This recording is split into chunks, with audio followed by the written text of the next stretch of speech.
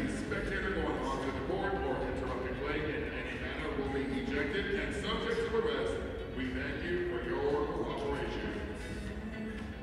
The Brampton A's and the National Basketball League of Canada would like to give a special thanks to Spalding, the official basketball of the NBL of Canada.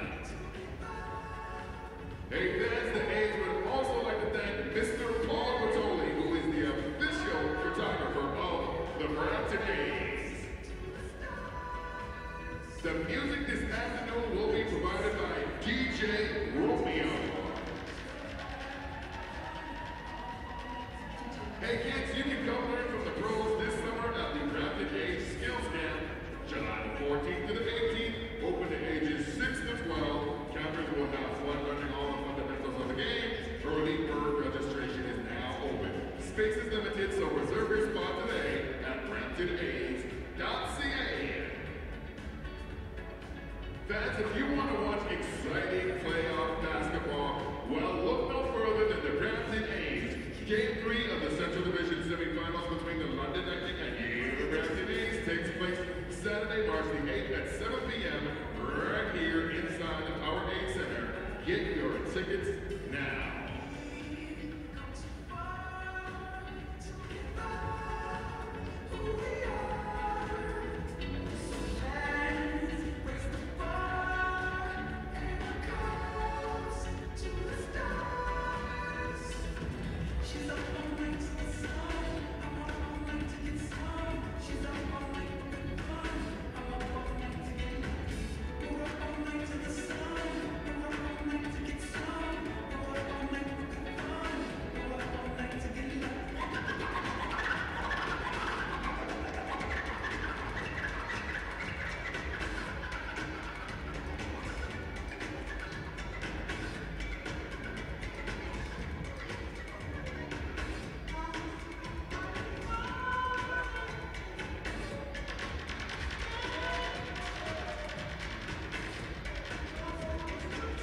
Ladies and gentlemen, please welcome to the court, your Brampton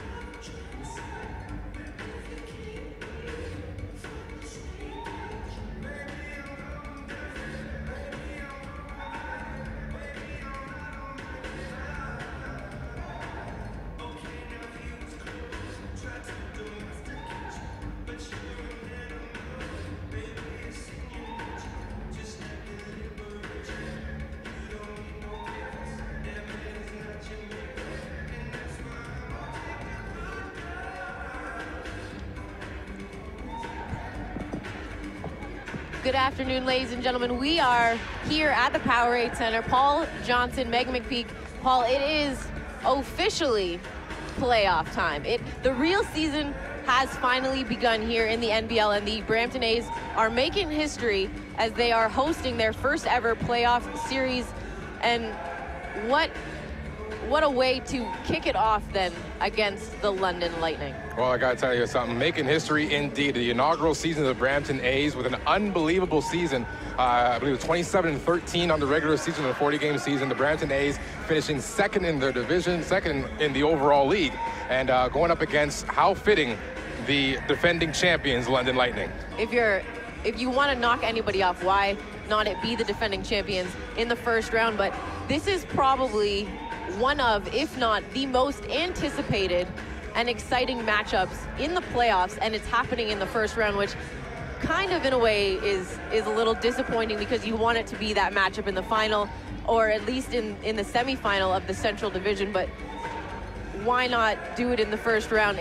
I have a feeling, Paul, that this is the series in the playoffs that if anyone's going to go to 5, it is going to be the Brampton A's and the London Lightning going the full series. I have a feeling it's going to need 5 games to decide the winner of this series. Yeah, absolutely, definitely. You always want to see 2 top teams go at it in a finals. However, the London Lightning did struggle ending the season, and in regards to seeding, we saw the Windsor Express go on a hot streak, and they were #1 in the league, and they're looking to make a statement. They're awaiting the play-in game between the Mississauga Power and the Ottawa Skyhawks. So it's interesting to see what happens with that game. We'll keep you guys posted on that one to see what happens with that, because it has implications on this, because the winner of this game goes on to face the winner of the Windsor Express game or Skyhawk Power game. And matchups today are going to be key, not only just today, but also in this series. I think for the Lightning, you've got your go-to players that you know they're going to go to in Coach Michael Ray Richard. We know he's going to expect what he expects all season and every game for Garrett Williamson and Maurice Bolden. We know that they're going to give him what they always give him.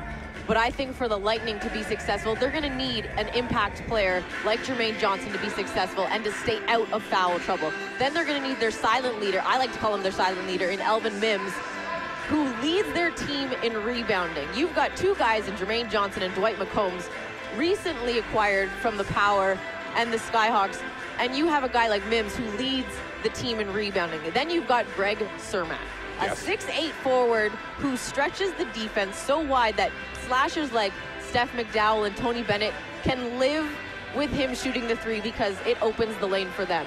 Then on our side, you've got Coach Magley.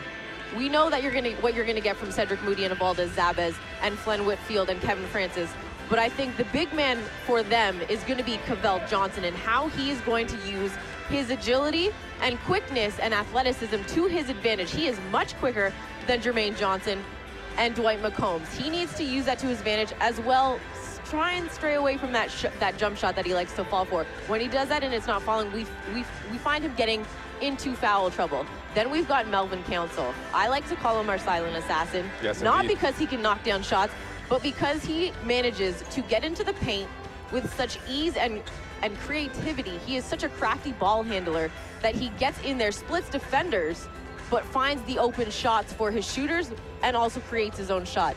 And then, of course, Jamison Tipping. Back in the lineup after about a month off with a foot injury, still battling that foot injury, which is surprising that he is managing to maintain the pain level, but it also shows his will to want to be on the floor with his team. He is I think one of the most versatile players in this league because of what he can do. He's a triple threat. You have to defend him on the drive. You have to defend him on the jump shot because he can knock it down 15 to 17, but he can also hit that long 3 ball. And then he has added in the back to the basket play. He is so strong and athletic that you, as a coach in Michael Ray, it's hard to choose who you're going to match up against him. I think those 6 players are going to be impact players in this series this week, this playoff matchup. Yeah, absolutely. I totally agree, especially with the Brampton A's. We're talking about they got to continue to do exactly what they're doing all season, and that's playing team basketball. Team basketball's been working. Cedric Moody leads the team with only 16 points per game. At 16 points, it's not your overwhelming 20-plus points per game because the ball's being spread around. They've got great ball movement. When the ball's being moved around, they hit that 3, they get the drive, they're dunking, they're doing everything that needs to get done to win basketball games. We are getting ready for intros. We will let you enjoy the intros and the national anthem, and we will get set in, I'm going to guess, about 4 or 5 minutes for the first quarter of the first playoff series here at the Powerade Center in Brampton.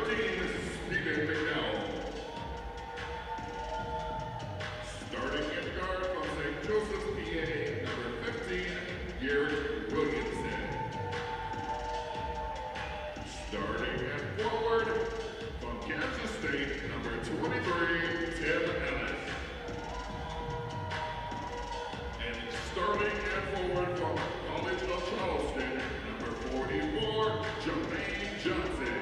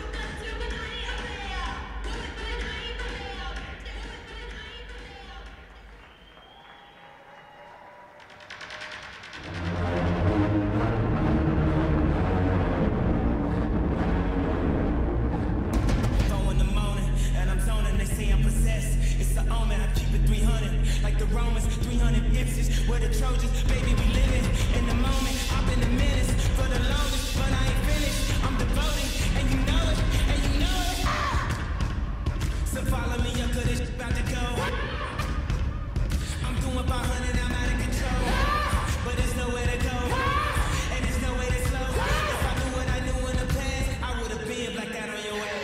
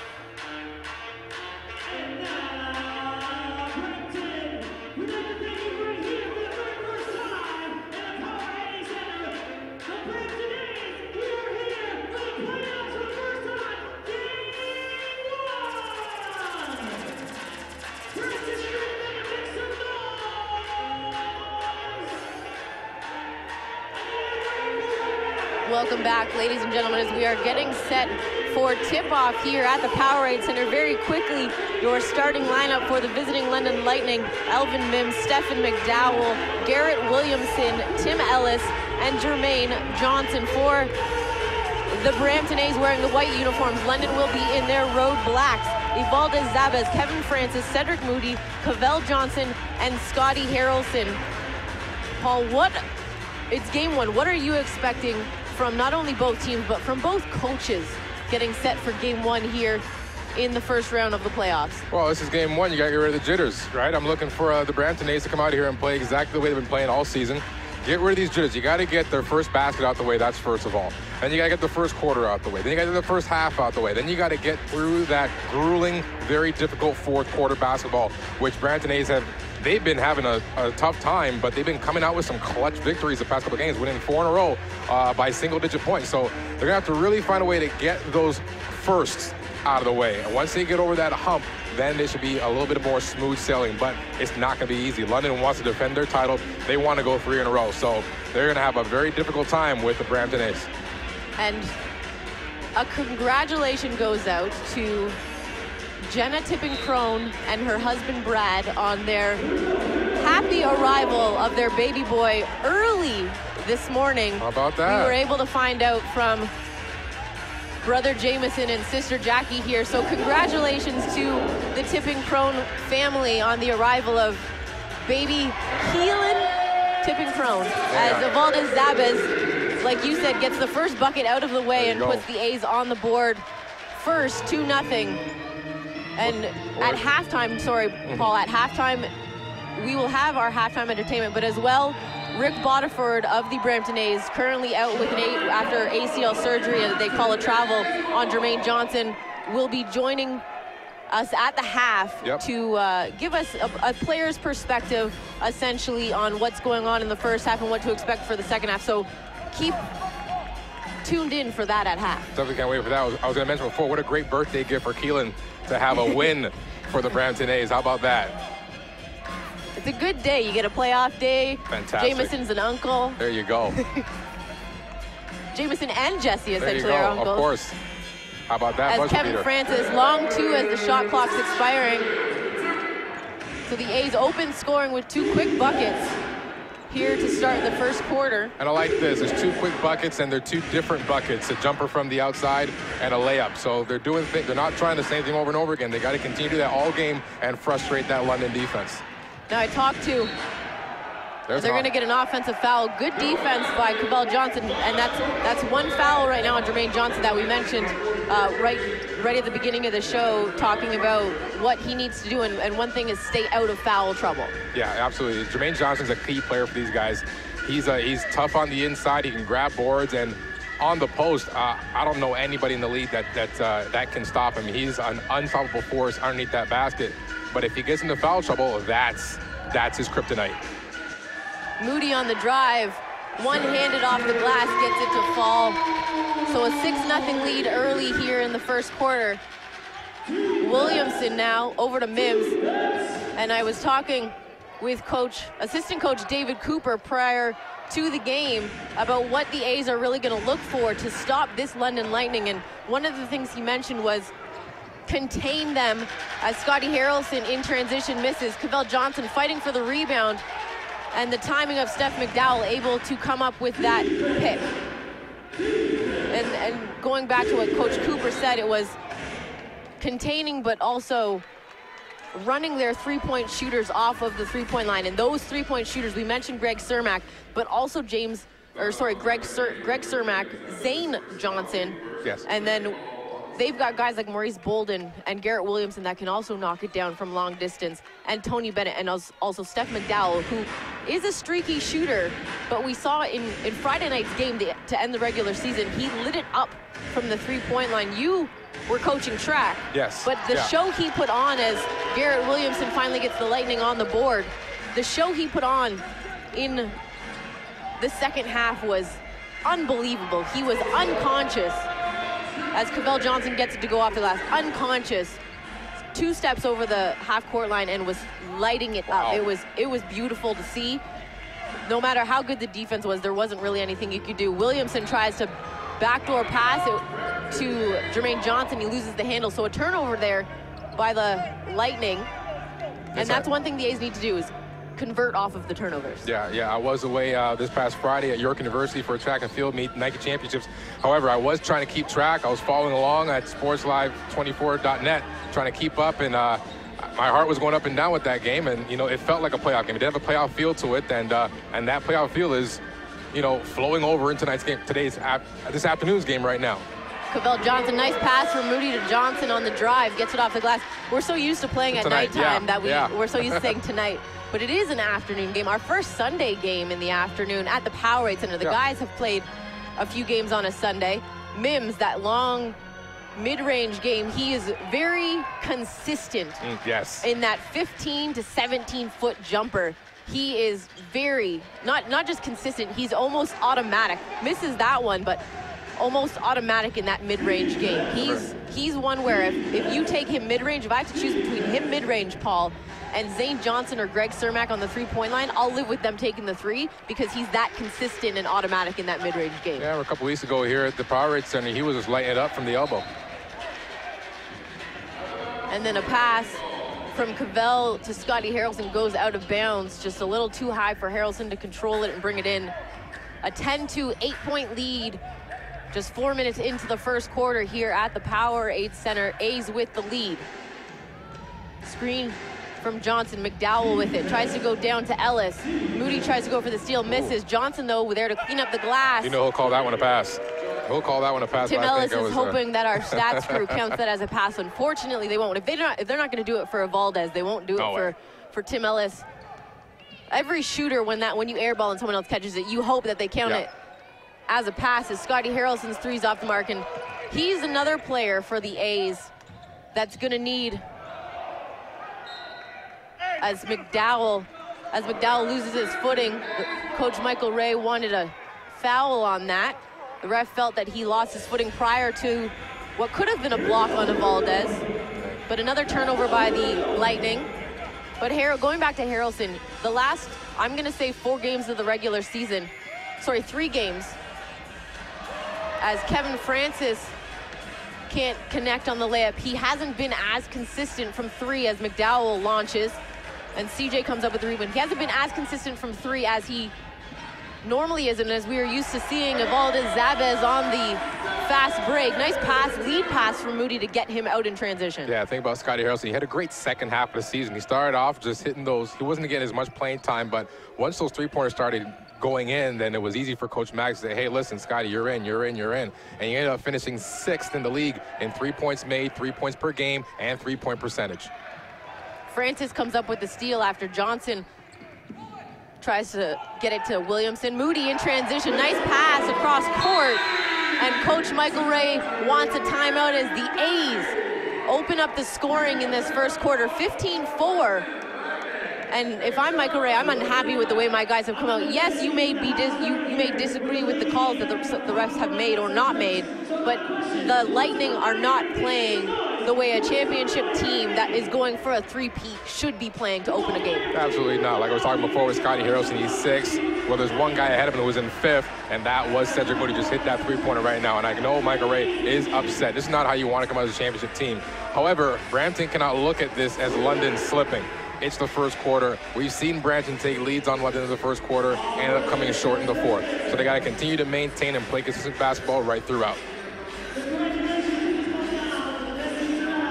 As the infamous A's move of the game, 4 lucky A's fans get to move from the purple seats to those nice, cushy, high-top bar stools with the high table right at center court. That's like the 50-yard line at the Super Bowl. Oh yeah, you're right courtside. You get popcorn, you get drinks, you're right in the middle of all the action. It's the best seats in the house. And the A's need to maintain this level of play. They're playing their game as Jamison Tipping is making his first appearance into the game, but they need to maintain their level of play. And the way that they've opened it, this is how they don't, although we know that they can knock it down from the three-point line, as we've seen from Cedric Moody in this opening quarter, but they sometimes tend to fall too much onto the three-point shot. When we get them going and we see them move the ball the way they have in this opening quarter, they play so well because they get different looks. Yeah, when the ball's moving around, it moves around so much, the next time that ball moves, in the bottom of the net. And then good help defense there from Cedric Moody to double on Jermaine Johnson with Cavell Johnson, and then manages to get the tip out of bounds. Here's McDowell, step back jumper. That high arcing shot falls for Stephen McDowell.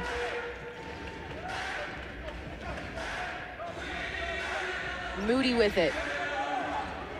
Over to Zabez, thought about the three, comes off. Out to Francis, long two. That's off the mark. Williamson with the rebound, and he's out in transition. Back pass to McDowell for three. That one's off. Mims trying to go for the putback. Misses it, gets his own rebound, and then he's blocked by Francis. Tipping comes up with the rebound. Thought about going cross court, they go around the horn. Moody, 15 on the shot clock. Screen from CJ, bounce pass, into the corner, up to the top. Tipping for three. That falls for Jamison Tipping. There's that ball move we were talking about. That ball keeps moving around. Next thing you know, the ball, bottom of the net. And sometimes, coaches always say make the extra pass, but sometimes that extra pass can make or break you. In that situation, Francis had the shot in the corner. He made that extra pass to Tipping, and it worked out. And then CJ with the steal up the floor. Zabez, finger roll can't go. Moody tries to rebound it. It goes out of bounds. They're going to say last touched by Cedric Moody. So the ball will go back to the Lightning, and Melvin Council will check into the game. He'll replace Valdez Zabez. There's your silent killer right there. You called him earlier. Let's see what Melvin Council can do. Sporting some new red shoes tonight. Support, be the red tonight here in this Game 1 playoff game. He wore them Friday, and at halftime switched to his gray and black ones. So I'm wondering if he's trying to break them in. Yeah. Brian Jennings will check in at the next opportunity. Here's Williamson. Manages to get by, count the basket, and he's going to get the foul. Cedric Moody's going to be called for that one. And Flenn Whitfield will also check into the game. Now with Melvin Council, he can hit the jump shot. His jump shot hasn't been where we've seen it throughout the season. However, he manages to bounce back with the fact that he is so crafty with the ball handling that for every move he makes and the defender makes back, he has a counter move for it. Yeah. Which in a ball handler you want to have, where they can react back and forth to the defense. In the corner, here's Jennings, high arcing shot. Whitfield there, cleans up the glass, can't connect on the layup, but he will go to the free throw line as he's fouled. So the A's with a 9-point lead. Coach Michael Ray wants a 3-second call. I'm pretty sure that Brent Jennings is probably thinking to himself, hey guys, that was a pass. a high arcing over the basket pass. Whitfield connects on his first. Sporting some new socks with the Argyle pattern on the back. Argyle, I'm liking it. Argyle pattern on the back, and then he's got the orangey red on the front. I'm feeling those. I like it. Very classy. Whitfield knocks down both free throws. Here's McDowell to Mims. Hand off to Williamson. They're gonna get Jamison Tipping on a foul. He felt that the screen from Mims caused that. Just his first.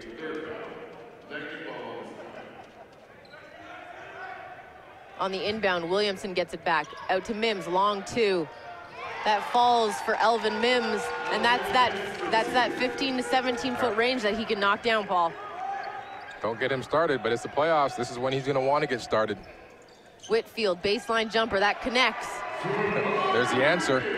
22-11 lead for the Brampton A's. Just under 4 minutes to go in the opening quarter here at the Powerade Center. Mims, 45-degree angle, Tipping, not allowing him to back him down. That turnaround fading away, and that falls. Like I said, he's automatic in that mid-range game. No matter how well you defend against him, that shot, he's so good with the shot because it's got such a high release. It's hard to defend. Very difficult to defend. It's almost like Cedric Moody on his three-point shot. Getting a hand in his face, it's almost automatic for it to go in. Council to Whitfield. off the glass and in. Idolet checked in at the last dead ball whistle.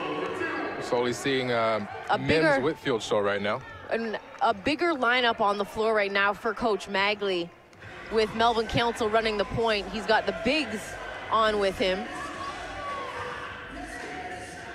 Mims over to McDowell, 6 on the shot clock. Ellis was left open in the corner, no one saw him. McDowell in the lane, blocked by Idolet. Ellis comes up with it.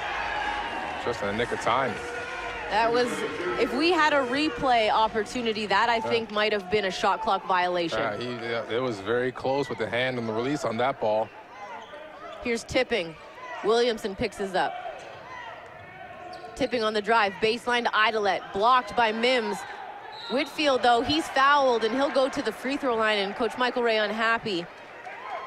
You see Garrett Williamson trying to readjust his jaw after I think that movement by Jamison Tipping kind of got an elbow right in the jaw there, but it's playoff basketball. Jamison, when he's making a move to the hoop, he does a very good job at clearing space. Yeah.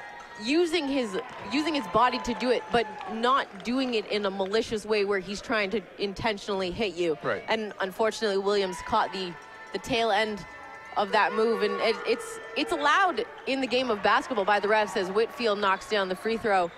It's allowed in the game because you're clearing space and not using it to your advantage in any way. Nothing intentional by any means. McDowell.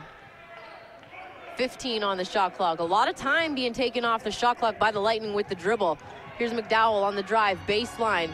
6 on the shot clock. He's left alone, and that falls baseline for Stephen McDowell. A 25-17 lead for the A's with 2 minutes to go in the quarter. Good move there by McDowell. He cleared space. They thought he was going for that pass, and all of a sudden he's left wide open for that easy jumper. Here's Idolet out to Tipping. Long 3. That's off the mark. Into the hands of Garrett Williamson.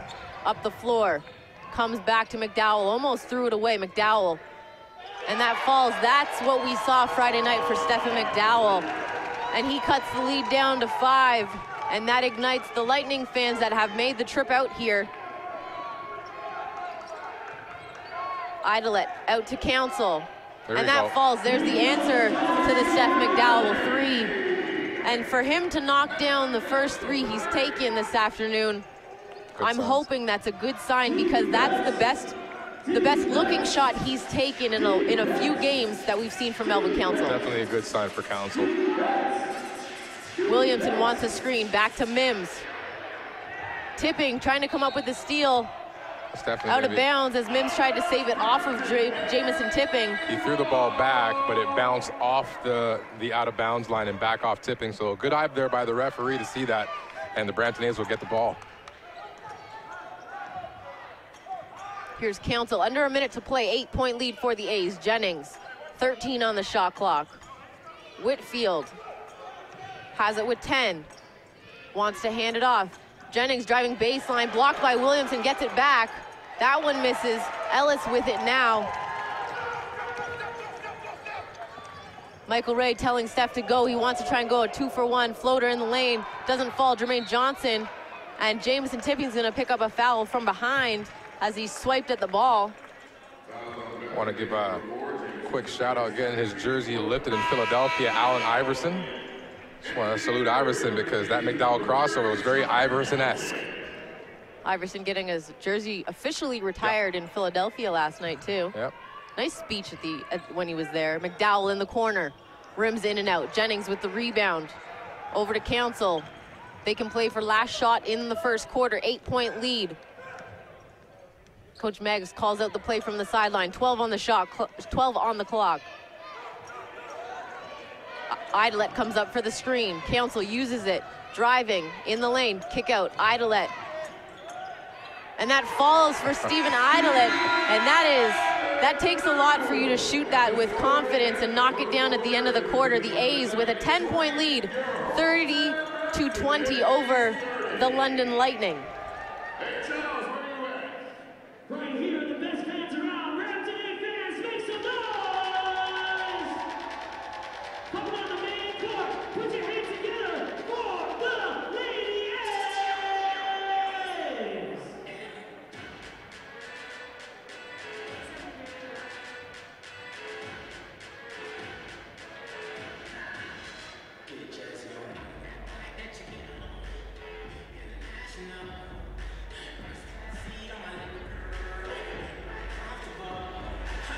ladies and gentlemen, doing something a little bit different than we normally do. I am joined here between the first and second quarter with assistant coach D'Anthony Bowden of the London Lightning. Coach, a good first quarter. You guys were able to get back into it in the last 6 minutes of that quarter.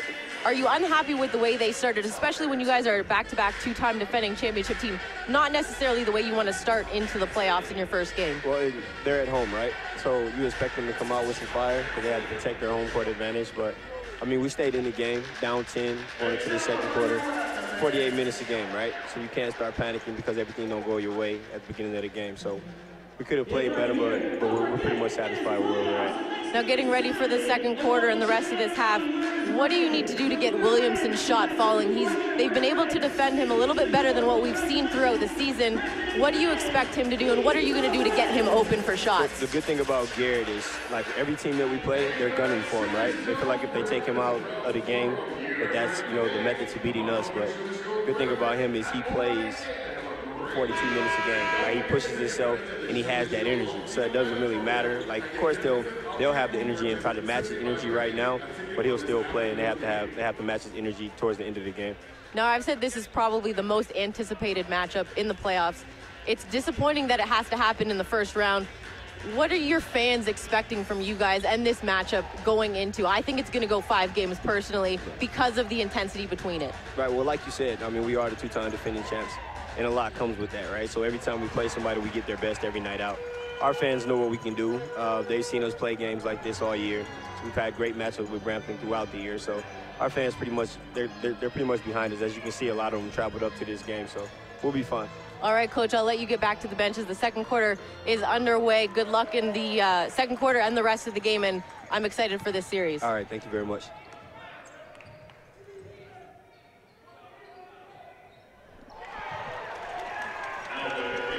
And the Lightning open up scoring here in the second quarter, cutting the 10-point lead to 6, 30-24.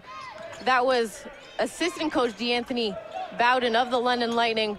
I am going to hopefully get assistant coach Joe Cook between the third and fourth quarter, doing something different here for the playoffs, Paul. Hey, it's playoffs. We got to get some info. This is great. As Valdez Zabez's 3 misses, Tony Bennett and Zane Johnson in the game for Coach Michael Ray, along with Dwight McCombs, and they're going to get a Valdez Zabez on a foul on Zane Johnson on that baseline jumper. And Zane Johnson's going to be another player for the Lightning that the A's are going to have to know where he is. Like Greg Cermak, he can knock it down from long distance. He's on this Lightning team to catch and shoot.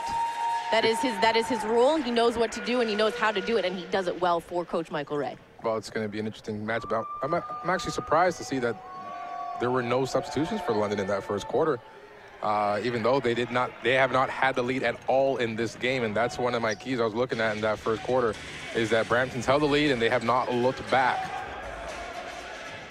Moody, starters back on the floor for the A's.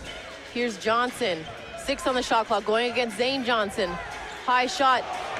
Kevin Francis's putback is missed. And I think when he hung on the rim, it actually bounced the ball out. So you got more rim than the ball on that one. Here's Bennett, back to Mims at long 2.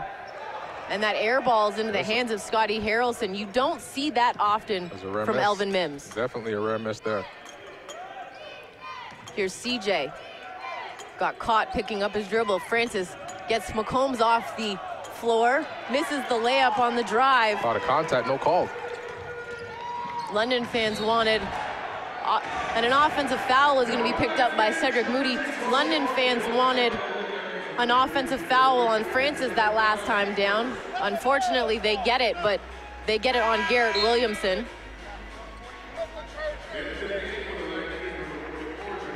This is something I'm not sure if this happened the last game, but with McCombs and Johnson on the court, it's going to be a lot of tough rebounding right now for the Brampton A's. That's Williamson's second foul of the game, I believe. Here's Moody, thought about the 3, gets doubled. 6 on the shot clock, going against Williamson. Step back 3, that's off the mark. Back tap, it's picked up by Williamson. They've got a 3-on-2. Here's Johnson in transition, That's off the mark. Jermaine Johnson with the rebound to Williamson, who slashed, and that falls. And it's down to a 3-point lead for the A's.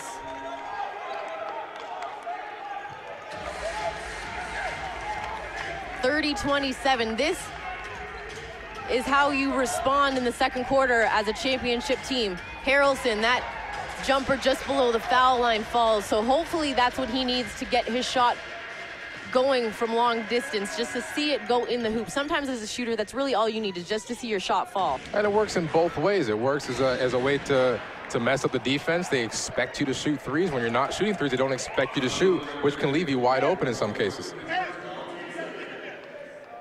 Cavell Johnson picks up the foul.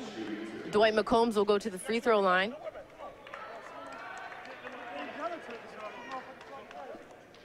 And Garrett Williams does have 2 fouls.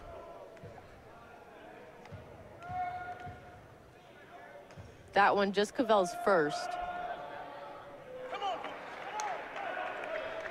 And Coach Michael Ray, after that miss by Dwight on the foul line, Coach Michael Ray yelling from the sideline, "Come on, Dwight, come on, man." As a coach, you want to see your team knock down those free throws, because it's free points left up on the board that could be crucial come fourth quarter. Definitely, especially when you're in a playoff game. Zabez trying to cross over on Bennett, loses the handle, ball goes out of bounds, and it's a turnover by the A's.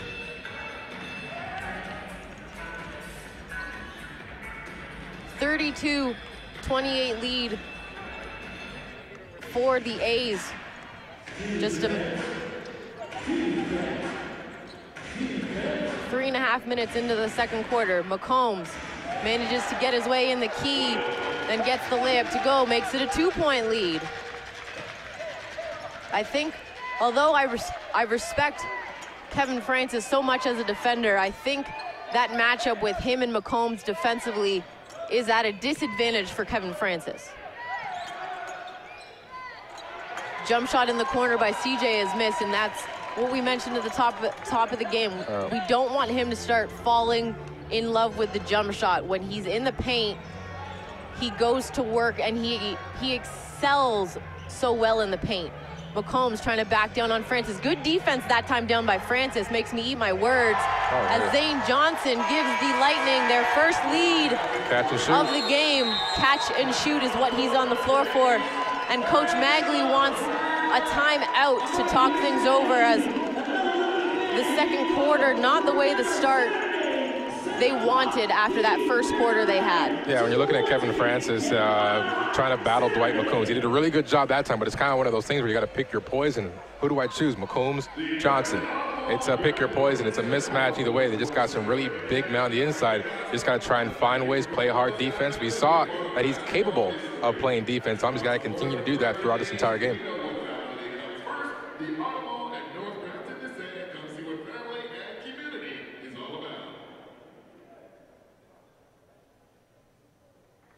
Dr. Fairwell and Peel Village Dental Office have been happily serving Brampton's dental needs for over 22 years. They are proud sponsors of the Brampton A's and are thrilled to welcome the A's to the community. Ink on paper, pixels on screens, branding on elements are what we do. Find out how to bring your A game to your business by visiting us at atomicsolutions.ca. It's easy to do more with Save on Energy. Enroll in the Peak Saver Plus program and receive a free programmable thermostat and earn extra air miles, reward miles, just for signing up. For more information, visit the Hydro One Brampton booth located on the 9th floor today.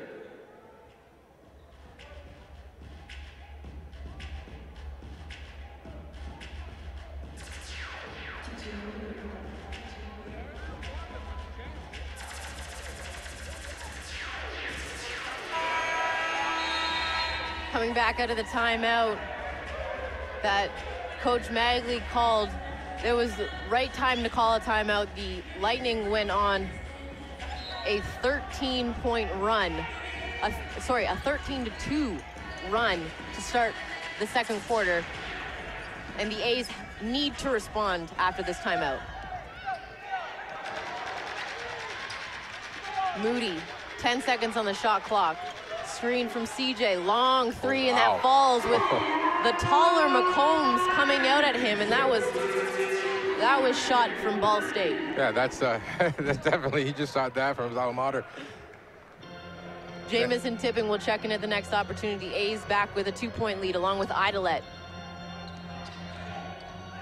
Here's Johnson, 10 seconds on the shot clock. Bennett in the corner, pulls up. Off the mark, McCombs with the rebound. Kick out. And they're gonna get him on a travel. And that's a fortunate call, because Francis just got beat. He got beat on that play. It was almost like he fell for it. He was pointing where he wanted the ball to go, and Francis moved to it, left McCombs wide open, but one too many steps, and the traveling call, Brampton A's get it. Coach Michael Ray contesting with the official about the defense. Here's Moody, wants a screen from Flynn. Pull up. I think he got hit on that one. Felt he was fouled on that one. There was definitely some contact. And then Jamison getting back defensively. And the ref's gonna say he undercut Zane Johnson, so that will be Jamison's third foul. And that puts the pressure on Coach Magley with him being in foul trouble this early in the game. Yeah, definitely. Jamison Tipping is a player that you definitely want to have in that fourth quarter.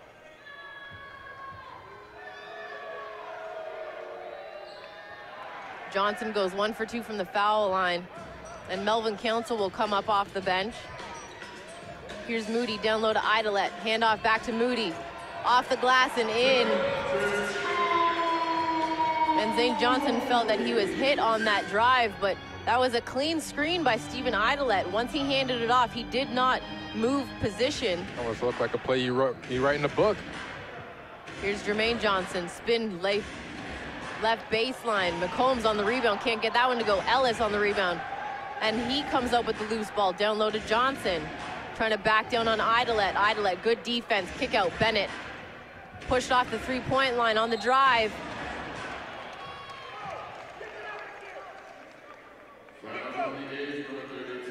And they're gonna get Idolet on the foul. Bennett's holding that right shoulder. I think he's just contented with that three-point shot. And right now, Coach Magley opting to keep Jamison Tipping on the floor with 3 fouls.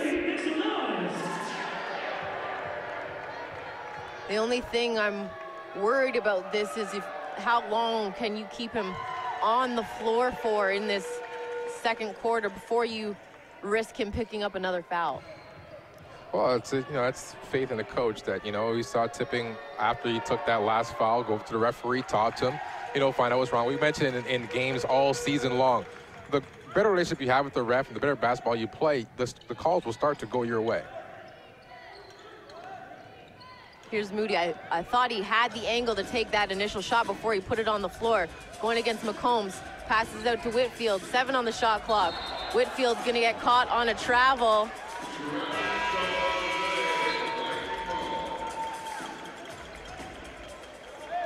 And Brent Jennings will come into the game. He'll replace Cedric Moody, and Elvin Mims will check back into the game for the Lightning.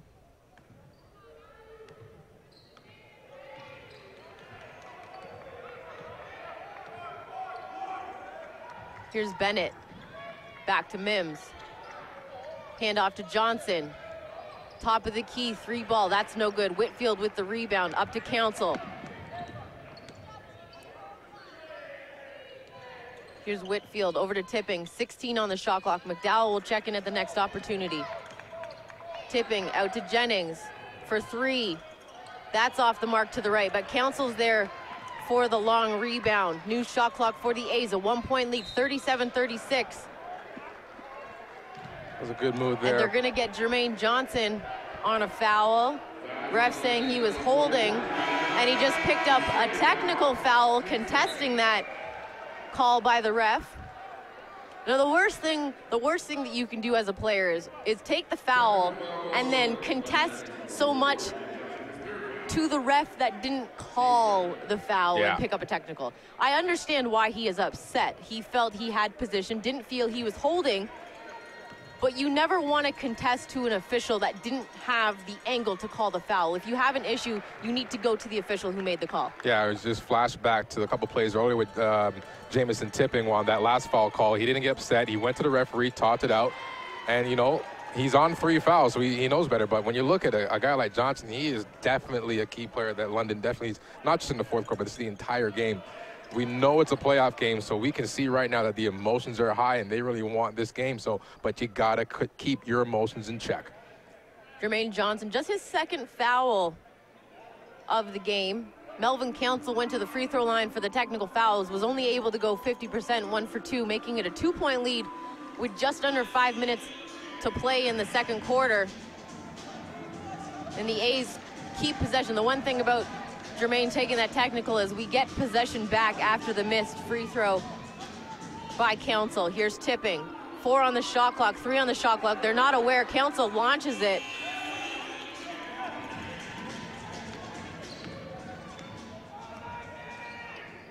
Here's McDowell to Bennett. A smaller lineup on the floor for the Lightning. Bennett doubled. McDowell, 6 on the shot clock, down low. Here's Mims, baseline, going against Whitfield. Picks it up. Jennings tips it out of bounds. 2 seconds on the shot clock. The A's need to defend here. They can't allow a shot, an easy bucket, or foul. So the last 2 possessions from both teams, I think there's been a mental lapse in regards to the timing on that shot clock. Here's Bennett at the end of the shot clock. We didn't get that in time. Shot clock violation, and the ref called it even before it hit the rim. I think the ref called it on the release. He actually blew that whistle while the ball was in the air.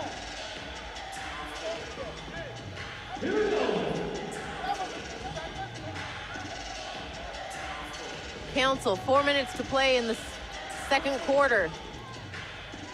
Picks up his dribble, down low to Idolet. Idolet wants room to operate. Uses that hesitation. His shot rims in and out. Still a 2-point lead for the A's on this possession. The Lightning can tie or take the lead.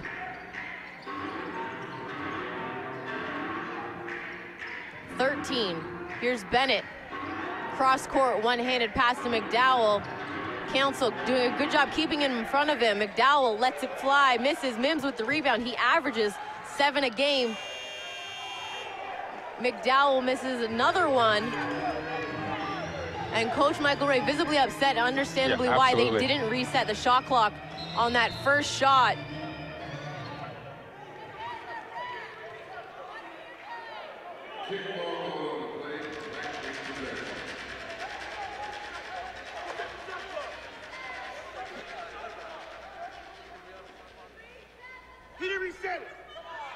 It's understandably upset. You know, after the ball hits the rim, the shot clock must reset. Didn't reset on that last one. I don't know if that shot was rushed based on the timing of that clock, but I do think that if he held the ball and that clock went off, the referees would have given them the ball back. I agree with you on that one because of the reaction as McDowell's shot misses. Jermaine Johnson fighting for the rebound. I believe because of the way the reaction from the referee when Michael Ray Richardson approached him about it, he understood the frustration and he agreed that it did not reset. However, the second shot, although it was rushed, it still had a chance to go as Greg Cermak will make his first appearance in the game. Council gets caught. Finds Idolet back to Council. Idolet here. And a 3-second violation is going to be called. And the shot's going to be waved off.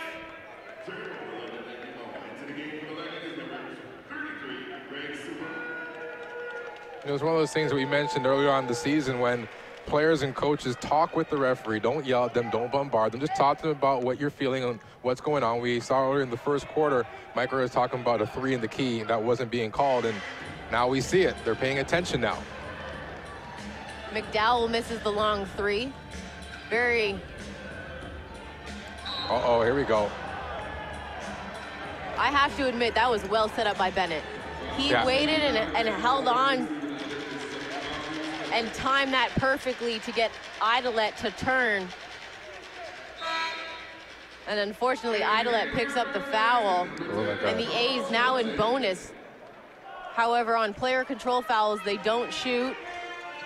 They just get possession. That looked like a Mack truck knocking over a shopping cart. That looked like, you know, the Mountain Dew commercial with the giant green ball and the guy that goes into it? That's what it looked like to me. Absolutely, yeah. Just minus the Mountain Dew splashing all over the place. Mims on the drive. There's a nice block. I don't know if that was blocked by Whitfield or Donald Johnson as he checked into the game. Whitfield slow to get up, limping as well. Council on the drive, he's fouled. And the coach And Michael Ray picks up a technical. Whitfield wants a sub very quickly. Idolet will come back into the game. These officials are not letting a lot of chatter go.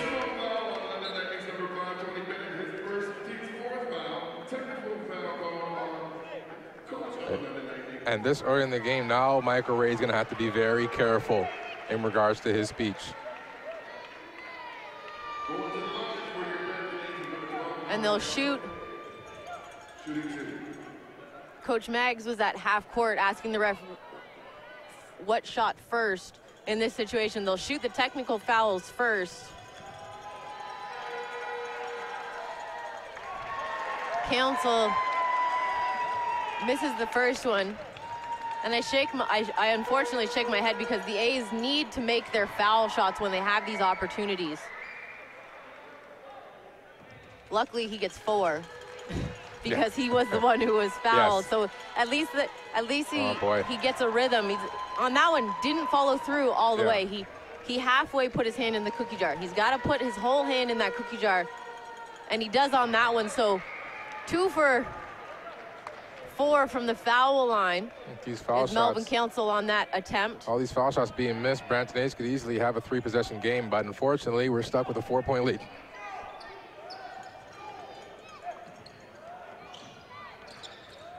Here's Council. The A's got it back on the technical foul. Council on the drive. Pull up. That misses. Idolet fighting for the ball. Jennings comes up with a loose ball, puts it back up and in. Makes it a 42-36 lead with under 2 minutes to play in the first half. Bennett on the drive. Council, good job keeping in front of him, making him take a lot of time off the shot clock. McDowell with it now. 8 on the shot clock. McDowell, a lot of fancy ball handling. High arcing shot misses. Tipping comes up with the tip, up the floor. Here's Jennings, 4-3. Off the mark. Idolet fighting for the ball. McDowell comes up with it.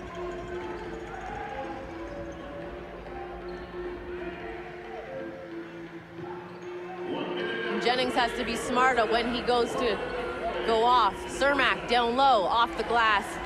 He got the mismatch when he was picked up by Council. I need the help to come from Idolet a little bit earlier because he could have had a block on that. Tipping, backing down on Ellis in the lane. That shot's blocked. Gets it back though. Idolet cleans up the glass and it goes in. 44-38 lead for the A's. 30 seconds to go in the first half. Bennett almost loses the ball on the drive to Ellis in the key. Kick out Cermak, he can knock those down, and he does. And they put the points on the wrong side. And they correct it, 44-41, 3-point lead, 13 seconds to play in the half. Council, screen from Idolet, 6 seconds. Council, crossover in the lane.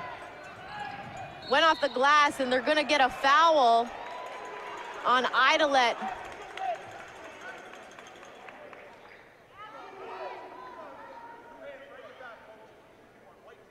Oh, they call it on DJ. Donald Johnson saying he was on his back.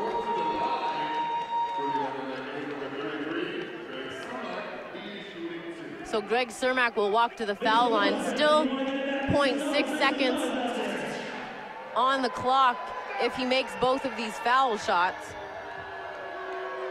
Well, it's not the way you want to end the quarter, but in positive looks, the Brampton A's will go into the half with the lead.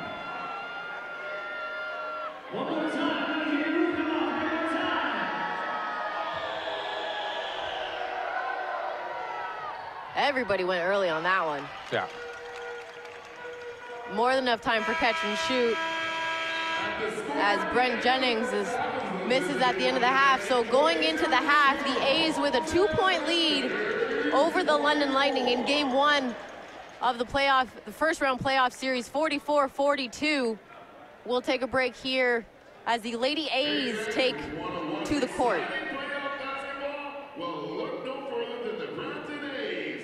Game 3 of the Central Division semifinals between the London Lightning and your Brampton A's takes place right here March the 8th at 7 p.m. inside of the Powerade Center. Get your tickets right now. Buy one and get one free. Please stay in your seats for a special halftime performance by your Lady A's. Make some noise for the Lady A's!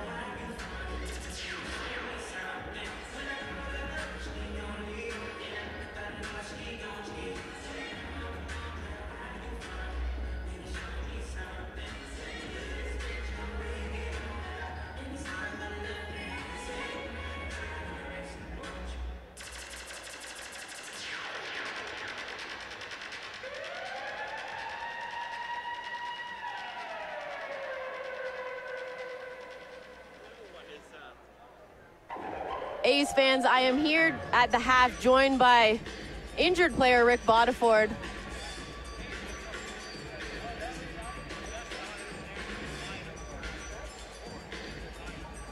Brampton A's fans, I am here at the half joined by Rick Bodiford, who is unfortunately out with an injury after having ACL knee surgery, fractured your kneecap, tore your ACL and your meniscus. Yeah. Couple things. You seem to be moving around a lot better though, but we're here at the half. The A's have a 2-point lead right now going into the half, 44-42. What have you seen in the first half? They started out strong, and then that start of the second quarter, they allowed them to go on a 13-2 run. What do they need to do to be able to counter those runs from the Lightning?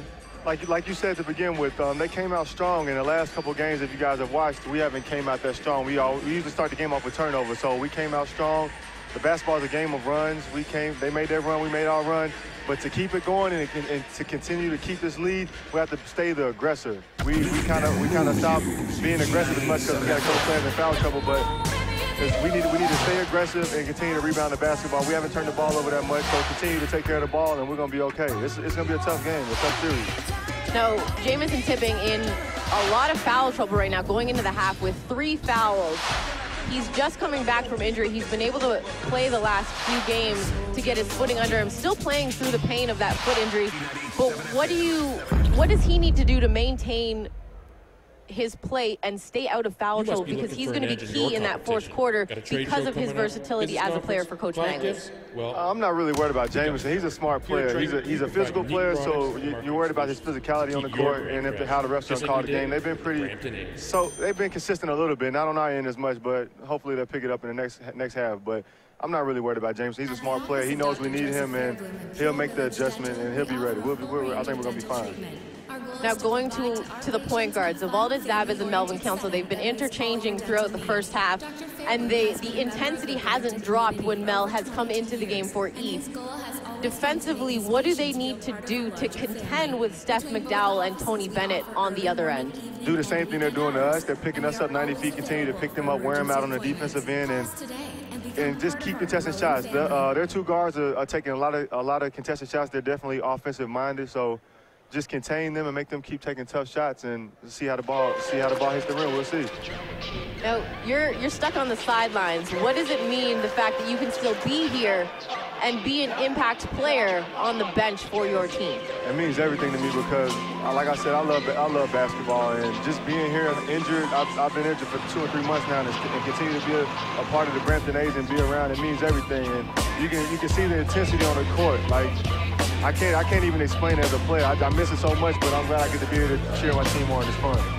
Now we saw that run, going back to that run by the Lightning. Coach Maggs called a timeout at about that 7:30 mark, and the A's responded to it.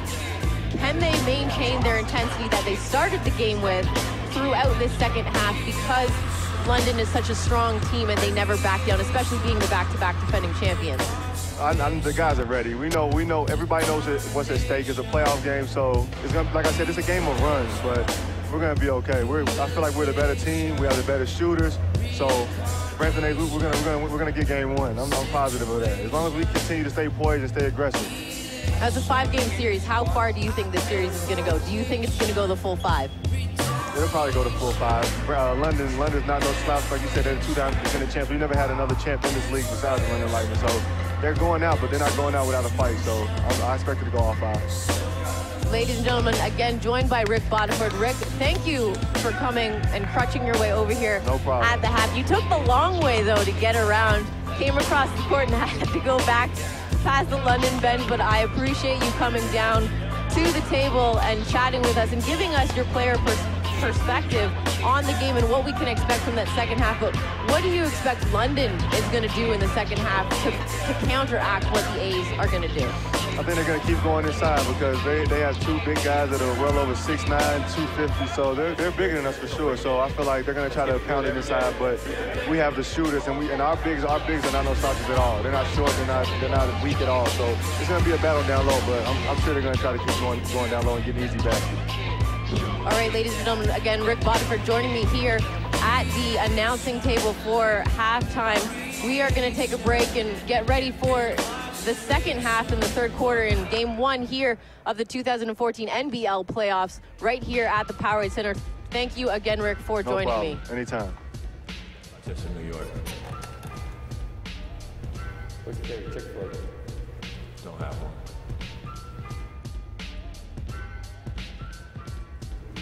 Pizza.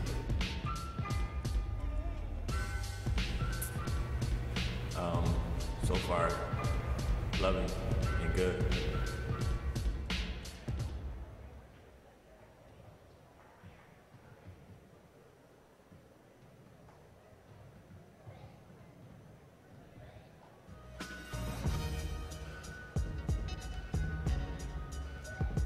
I grew up on the west side of Detroit, Michigan. Pretty rough time. On the strong survive. I would say I was like 16, 17, playing for Detroit family. Made all the way to the PGM finals. Favorite superhero? I have to say the Hulk. Yeah, he gets, he press that button, he always gets real angry. Everybody knows that. I feel like I have moments like that in a good way, though. I always tell people that, well, I kick left foot, I'm right-handed, so that's pretty, I guess it's pretty talented. I look up to my mother. She's a big inspiration. She's a strong woman. And just growing up, watching her go through the struggle, just, she's inspired to, she could be inspired to anybody.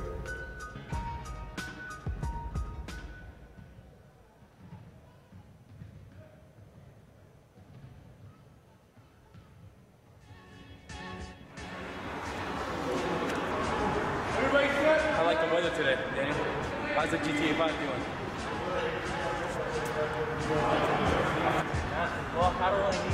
Any sensitivity pad there. 2, 1. Stay up.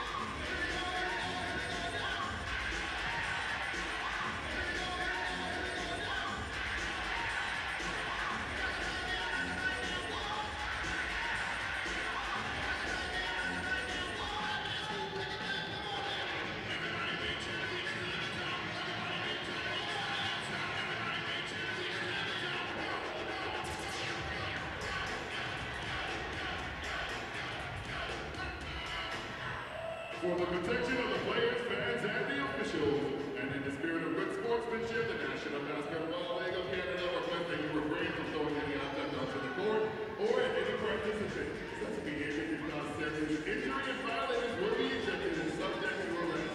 Please also be respectful of others and refrain from using profane or abusive language. We also remind you that any spectator going onto the court or interrupting play in any manner will be ejected and subject to arrest. We thank you for your cooperation. Is there one chance to meet your favorite player or one of the lady A's? Well, the players and the lady A's will be available for autograph signing following this afternoon's game. Please recommend the designated areas between miles 13 and 14 on the main court floor. Fans, if you're looking for exciting play on basketball, well, look no further than right here with the high-flying Brampton A's. Game 3 of the Central Division semifinal between the London Lightning and your Brampton A's takes place Saturday, March the 8th, right here at 7 p.m. inside of the Powerade Center. Get your tickets now for a buy one, get one free. Kids, you can come learn from the pros this summer at the Brampton A's Skills Camp, July 14th to the 18th. Open to ages 6 years of age to 12. Campers will have fun learning all the fundamentals of the game. Early bird registration is now open. Space is limited, so reserve your spot today at BramptonA's.ca. Hey Brampton, we would like everyone to welcome and congratulate the Sheridan College Bruins men's basketball team for clinching the OCAA championship title last night in an nail-biter of a game against Algonquin. The final score was 76-75. A warm round of applause for Sheridan College. We are pleased to welcome two of the members of the Sheridan Bruins. The first team member was Sean Keane, who played a key role in last night's win. Sean came up with some huge boards at critical times in the game. The second team member is number 30, Mr. Big Shot himself, Trevor Williams, the team captain of your Sheridan Bruins. He was also named to the tournament All-Star team. Trevor's leadership and commitment to the game led the Bruins throughout the season and throughout the tournament. Congratulations to the Sheridan Bruins.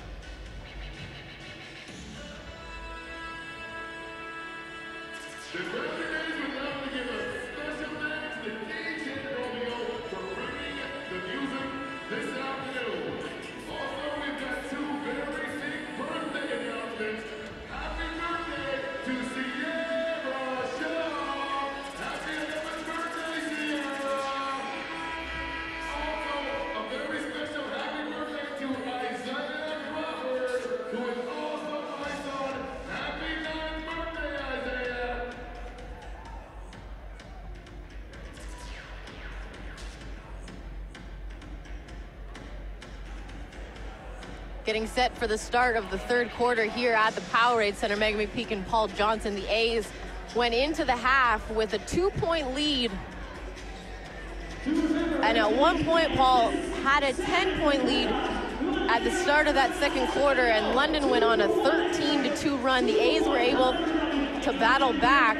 Mags called a timeout, a well-needed timeout, and a good time to call that timeout because of the run that London was making, and the A's were able to respond from that timeout, but they need to take care of the basketball. They haven't turned the ball over too much in this game, but they need to take care of the ball, and I need them to get more touches into Cavell Johnson. He's gotten a couple looks in there. He's settled for a couple outside jump shots, but I think they need to go to him a little bit more and get him his operation in the paint. Yeah, also you want to use your athleticism, keep moving the ball, keep moving around, because like I mentioned before, when that ball is moving around, nothing can go wrong with Brampton. Move that ball around, the ball goes in, and just continue to play Brampton basketball, and also want to see what the leaders are going to produce in this second half. Leaders in Cavell Johnson and Cedric Moody, as we see Zavis with a wide miss off the side of the backboard.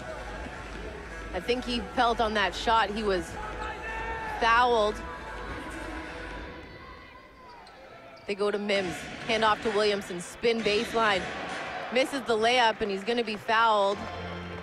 And that foul's going to go on Cedric Moody. And I think when it comes to Cavell Johnson, he has the initial position down low when he's making that first post up, but the pass is not going into him quick enough, right, in order to get him to be able to operate in the low block. And because of the hesitation on the pass, the defense is pushing him further and further out, which then he ends up settling for that jump shot that I was talking about. Yeah, you're talking about that quick pass. He gets the pass in quick when the ball is moving around. The more the ball moves around, the quicker the passes get in, and that opens Cavell up, and he can do no wrong underneath.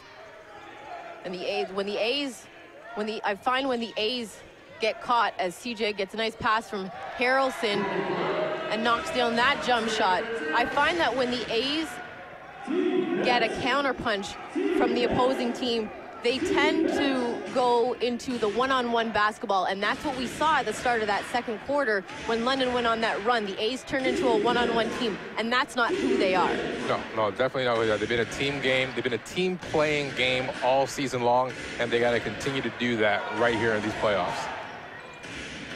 Mims, baseline shot misses. CJ with the rebound. Mims had to put that up at the end of the shot clock. Here's Zabez driving strong. Misses that one. He was short on the layup. Williamson comes up with it. A 3-point lead for the A's. Here's Mims. Met by CJ. Misses that one. Gets his own rebound. Throws it off of Valdez. It goes out of bounds. Possession will stay with the Lightning. Great hustle there by Zabez. Great hustle there. Might have hurt his bum when he fell. Oh. There's a lot of cushion back there. I think he'll be fine. Here's McDowell. That shot's off. Moody with the rebound. Thought about going long to Valdez. Didn't have the angle, though. Francis Harrelson wants to lob it in. Jermaine Johnson, that initial hesitation from Harrelson let Johnson know that I'm going to lob it in. In that situation, just swing it back around. Yeah. Reverse it. Continue to play. Because when you reverse it, the position that Cavell had, because he had that backdoor seal, if you reverse that ball quick enough, he can spin and get an open look on the other side. Yeah. I should be on the bench. You should. Gotta give you an assistant coach badge. I'm just joking. Coop and Cook do a great job. Yeah. As Mims gets that one to go, cuts it back down to a 1-point lead, 46-45.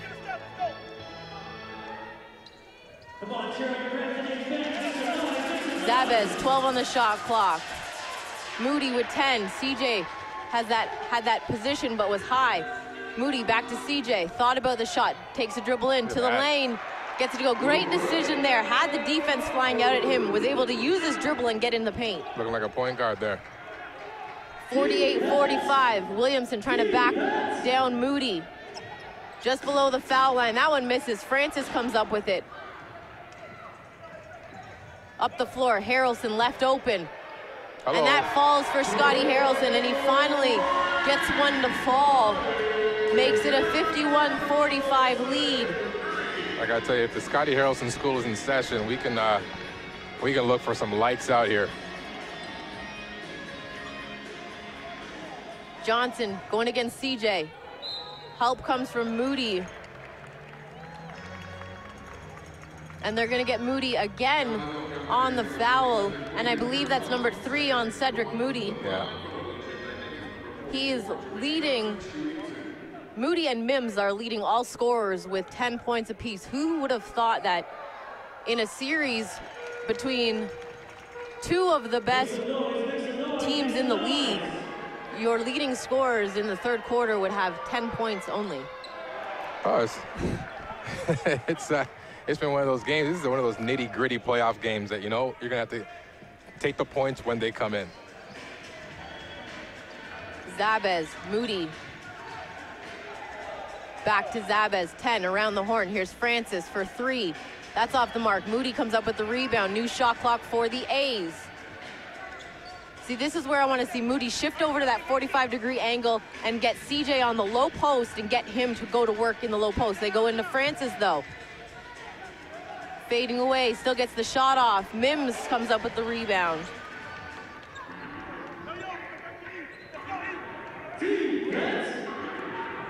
Here's McDowell.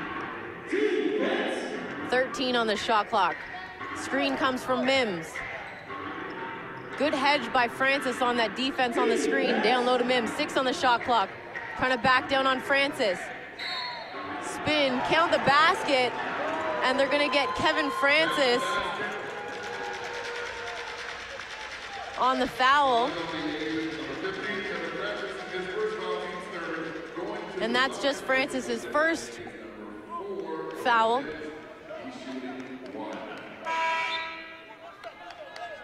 Into the game for your A's is number 31, Flanard Whitfield. Elvin Mims at the free throw line, a 51-48 lead for the A's. And Mims connects on the three-point play, makes it a 1-point lead.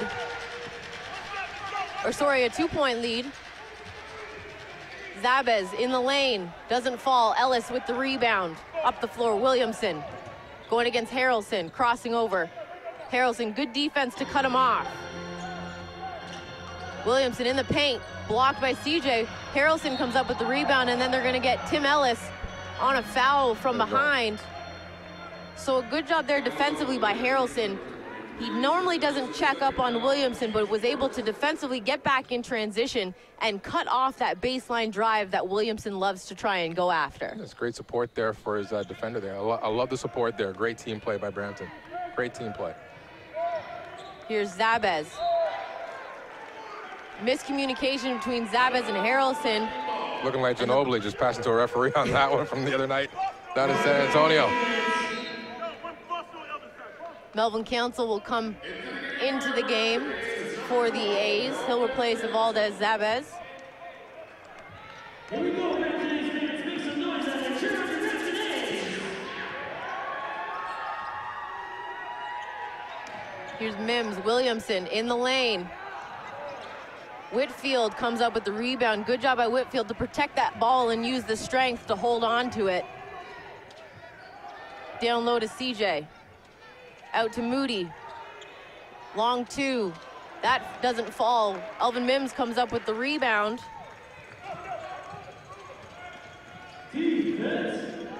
Williamson in the corner, down low. They go to Jermaine Johnson. Double comes from Harrelson, but Johnson able to body Cavell out of the way, and that will bring Steven Idlet off the bench and into the game at the next opportunity. Here's Whitfield. In the lane, kick out. Harrelson left open for 3. That doesn't fall. Mims with the rebound. Tie game at 51. The A's are going back to settling for that outside jump shot. Although Harrelson was wide open, and I'm okay with taking it when you're wide open, I want to see them get something going into the lane. And Elvin Mims is going to go to the free throw line as they're going to get Glenn Whitfield on a foul on the jump shot. And a media timeout, under 6 minutes. Jamison Tipping will check into the game. It's 51-51 here, just under 6 minutes to go in the third quarter. Ladies and gentlemen, look us straight up. We want to see how you dance. It's the dance cam. If you want a prize, you want something free, let me see you dance out there. Get up and dance. Let's go.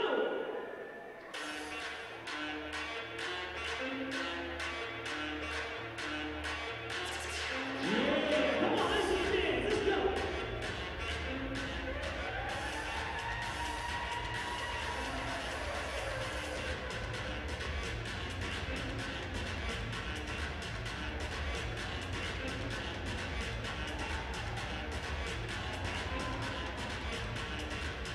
Come on, put your hands together. Let's go, let's go, let's go. Here we go.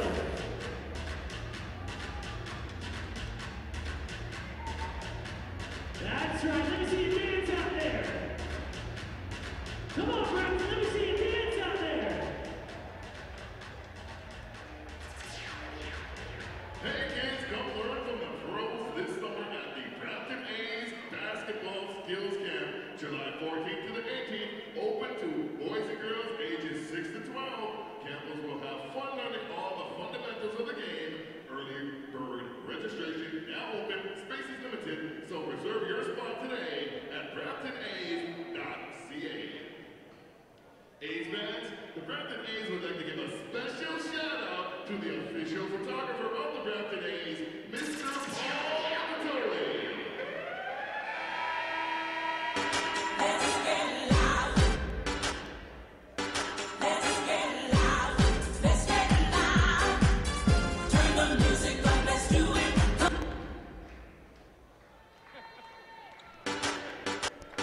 Coming back into the timeout, Elvin Mims at the free throw line. Just a scoring update.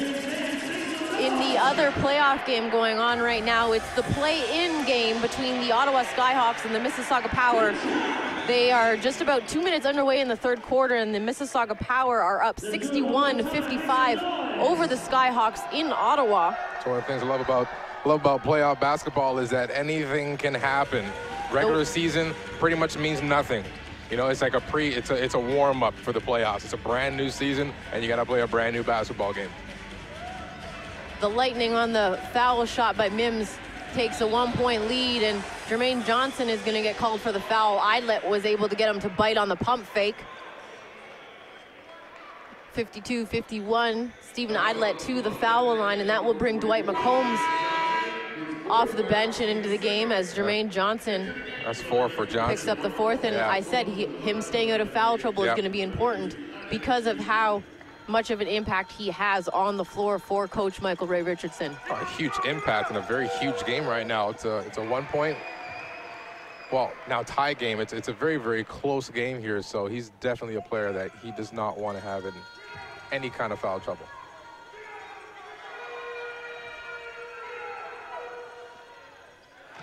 Idlet calmly knocks down both foul shots. Puts the lead back to 1 for the A's. Brent Jennings will check in at the next opportunity. McDowell picked up by Council. Ellis trying to post up Moody in the lane. Skyhook, no good. Ellis wanted a foul. Ref disagreed. Moody on the drive, spins in the lane, loses the handle. So back-to-back turnovers by both teams there.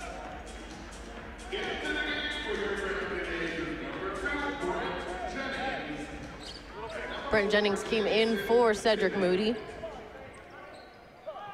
Zane Johnson will check in at the next opportunity for the Lightning. Tipping has to play discipline on defense with 3 fouls. Here's Mims. He's fouled. They call that on Whitfield. Just his 2nd of the game. And the only player really in foul trouble for the A's is Cedric Moody and Jamison Tipping, both with 3 fouls.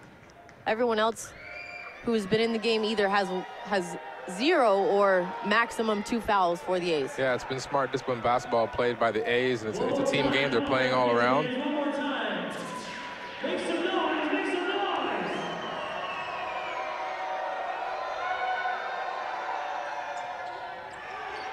Mims misses both foul shots. Whitfield comes up with the rebound.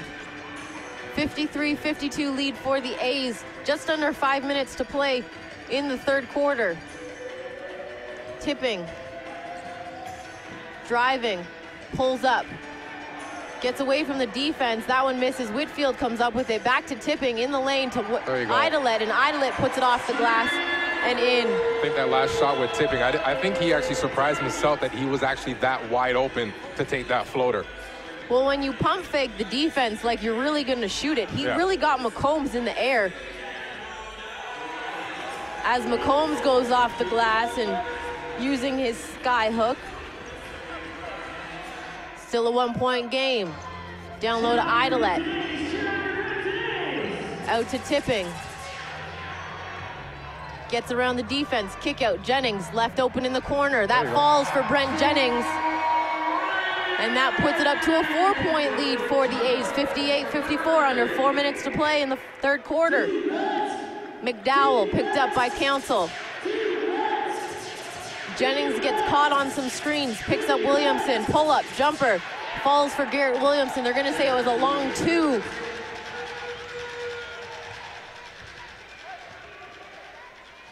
Whitfield Tipping. Idolet wants it. Tipping on the drive. Kick out Jennings in the corner. Here's Council left open. That one's short. Didn't have enough legs in that one. Anytime it's short front rim, it's all legs. Yeah. There's a lot of great movement in the last couple plays here by Brampton. Let's continue to do this. McDowell. Pull-up jumper's no good. Mims back taps. New opportunity for the Lightning. 16 on the shot clock. Williamson, screen from Mims. Another screen from McCombs. Driving, pulls up, kick out. McDowell got away with a walk. Bounce pass to McCombs, almost loses it. Tipping comes up with the steal. Up the floor. Jennings throws it down one-handed, and that gets the A's fans on their feet. 60-56, 2.5 minutes to play in the third quarter. Things are starting to heat up here in the third. Tony Bennett will check in at the next opportunity. Zane Johnson for three. That rims in and out. Jennings with the rebound up the floor. Council. Hesitation, gets in the lane. There you go. Reverse layup is good for Melvin Council. That's that crafty, silent assassin. Effective there he is. Ball handling he uses. We've seen him use the spin. We've seen him go between his legs and crossover. That time uses that hesitation dribble, gets the defense to lull on that 1 second break and gets by them. Here's Williamson, 6 seconds on the shot clock. Johnson down low to McCombs with 4. And that goes up and in for Dwight McCombs. 62-58. Idolet screen for Council. In and out dribble, back to Idolet, off the glass and in from the left side for Idolet. And Melvin Council's ability to penetrate is what we are seeing right now. He's getting in the lane and either getting to the bucket himself or he's finding an open teammate. He's got great look. He's looking for the pass. He's getting the open shot. He's an all-around great player in this third quarter. Here's Williamson. 7 on the shot clock, crossover, baseline. Jennings is gonna get called for the foul. Williamson will go to the free throw line. They are down 6, 64-58 with 1:14 to go in the third quarter here. Bennett will replace McDowell. And Coach Joe Cook wants to have a chat with Brent Jennings on the sideline. I'm enjoying Joe's shoes. Those are nice. Some, like a cross between some Hush Puppies and Clarks. Garrett Williamson knocks down the first one for the Lightning. One of those things you want to talk to Jennings. He's a young, energetic player. He's playing great. He's having a great. I love that the coach brought him over to decide, hey, listen, you're playing great. Let's keep yourself in check and not get too out of control and play a disciplined basketball game.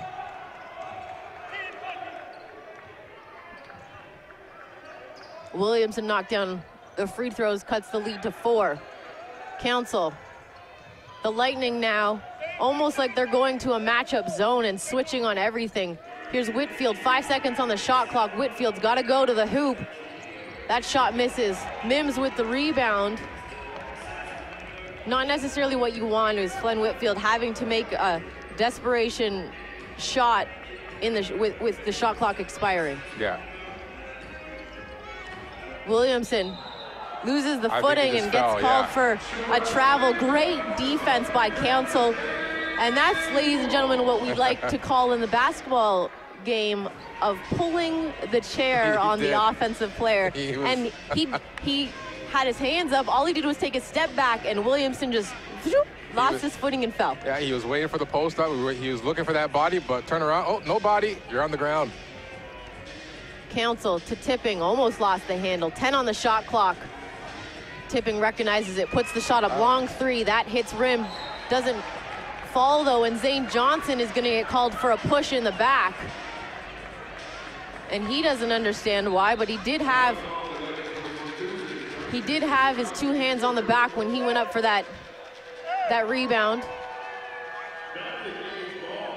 And Coach Michael Ray just looks across court at the ref and just hands up. On the inbound, they try to go to Idolet. No, and the official is going to get McCombs on a holding foul. Now, if you have the right angle, we had a good angle on that one. What you couldn't see was the right hand of McCombs was wrapped around the back of Idolet when he was trying to make that post up and go for it. That, if the ref can see that and see that you're holding, they're going to make that call. Yeah. Whitfield, handoff to Council. 8 seconds on the clock, sorry. Council gets through the defenders. Tipping left wide open for three at the end of the quarter. That falls for Jamison Tipping. And that, ladies and gentlemen, is how you end the quarter. Ball movement and penetration from your point guard can get open looks. And Melvin Council was phenomenal in that third quarter for Coach Magley and the Brampton A's, penetrating the defense, getting defenders to fall on him, and it left his shooters open, and Jamison Tipping at the end of the third quarter knocking down that three ball. Yeah, spreading the ball around, fantastic. Melvin Council moving the ball around, fantastic. The spark from the young Brett Jennings, also fantastic. Those three key players in that third quarter is the reason why the A's are looking at a 67-60 lead and not a tie or a deficit. And Jamison Tipping came into the second half in foul trouble with 3 fouls. Coach Magley took a chance and put him in the game with those 3 fouls mid-third quarter. And the discipline he had defensively to not pick up another one was great to see from Jamison Tipping, coming back from that injury and staying disciplined and staying on his feet and not picking up a 4th or 5th foul. Yeah, it's like I mentioned before, when you're a coach, you got faith in your players, you're going to play discipline, lead them in there, and he's going to do the job, and we saw him do the job.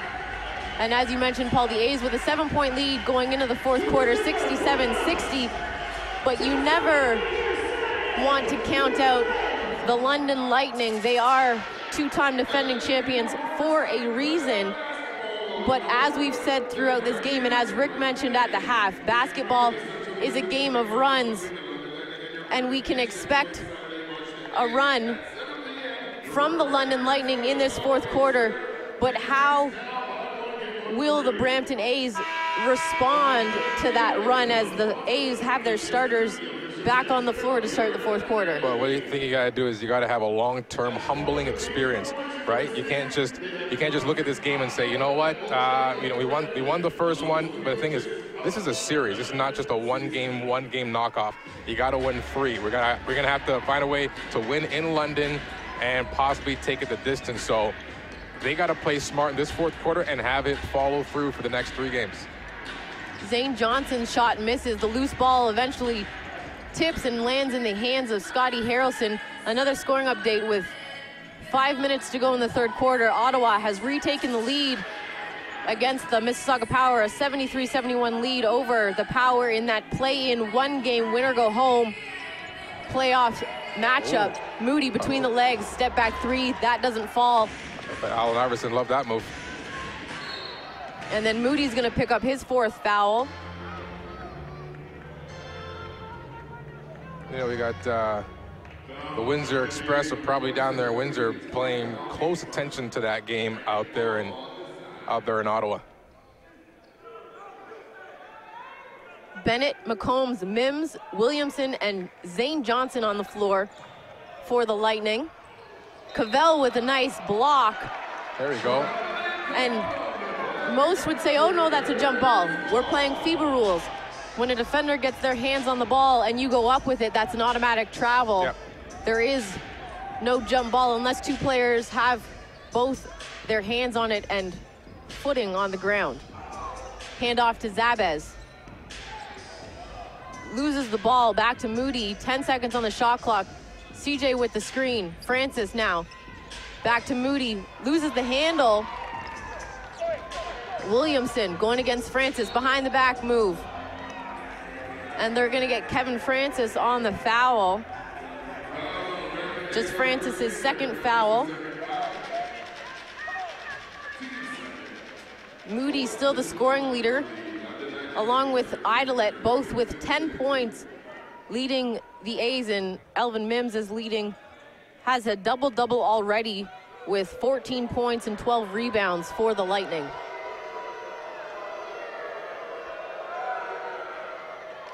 Garrett Williamson walks to the foul line and calmly knocks it down.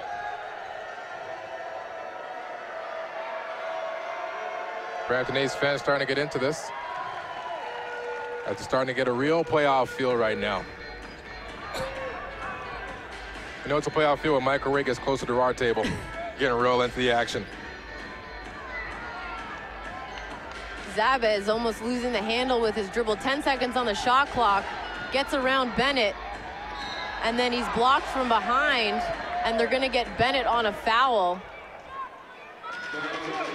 Ivaldez Zabez will go to the foul line for 2.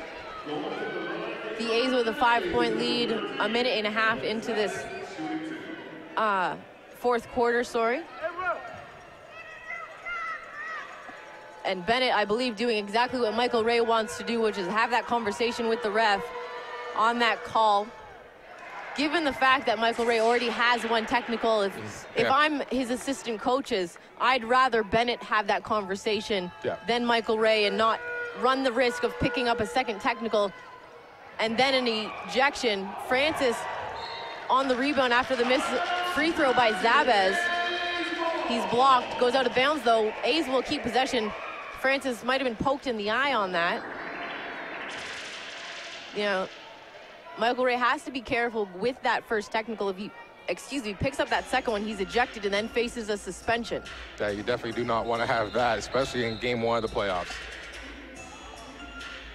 As the referee will call that back, he said the ball went off of him. Unfortunately for the Lightning, he's not defending. Yeah.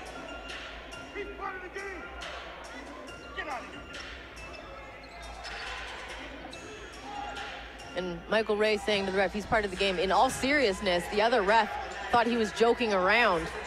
CJ misses that one, and that's what we were talking about in the first half. CJ falling in love with the jump shot and what he can't do.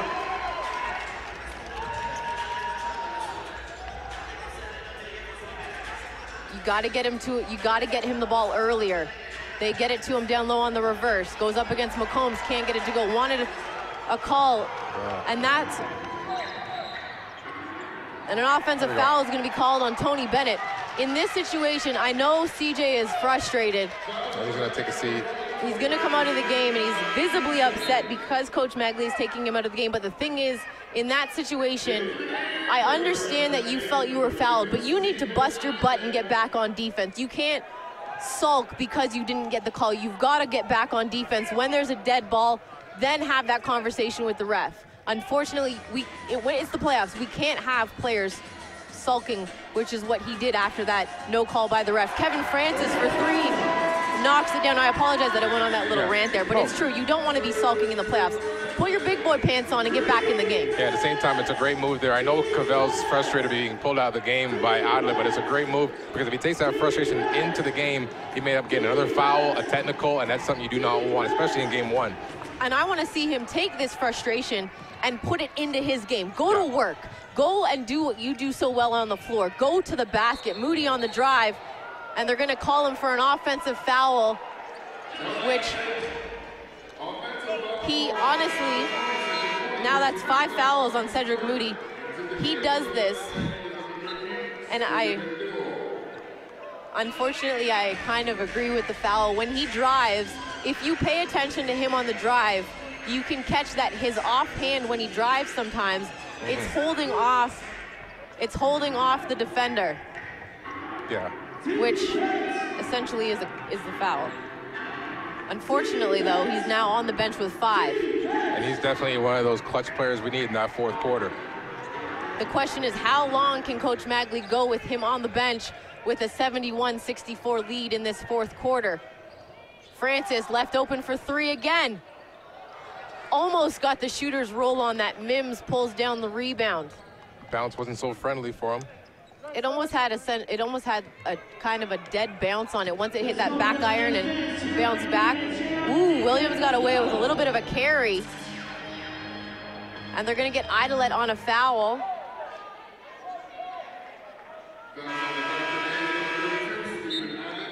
Jamison Tipping will come into the game. He'll replace Scotty Harrelson, and Tim Ellis will come into the game replacing Zane Johnson. London with possession here on the sideline.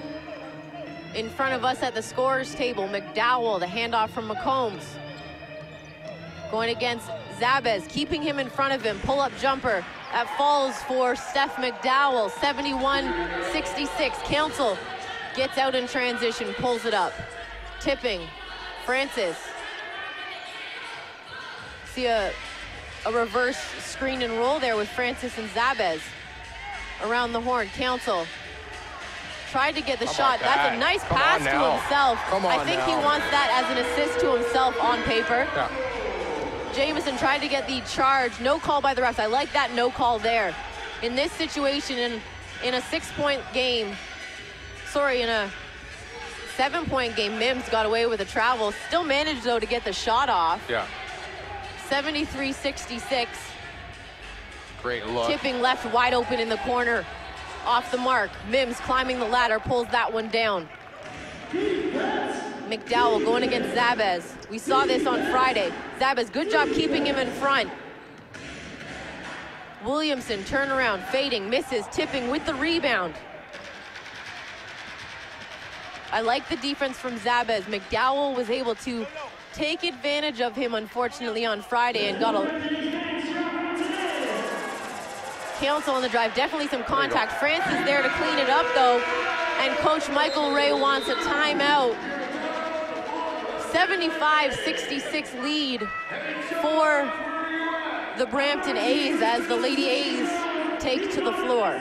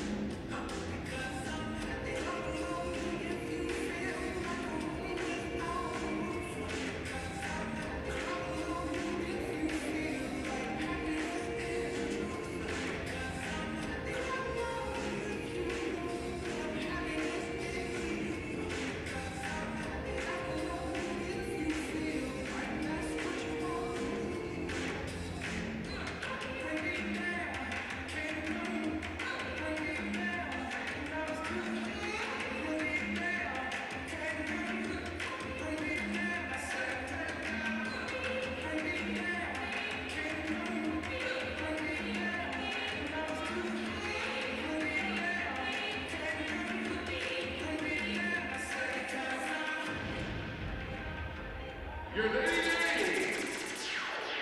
Trade, sales, and marketing is your one-stop shop for all your promotional marketing and branding products, from custom corporate and team apparel to awards and recognition, along with much, much more. If you can put your team on it, Trade will make sure your next marketing or corporate event is a slam dunk. See our ad in your Brampton A's program for complete contact information. Coming out of the timeout, a scoring update from Ottawa.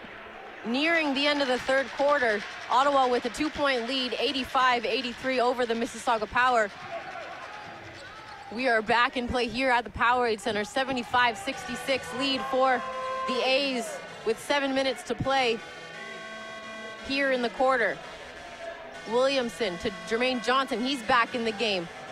They'll want to keep an eye on him as he's in foul trouble. Gets it to go over Idolet.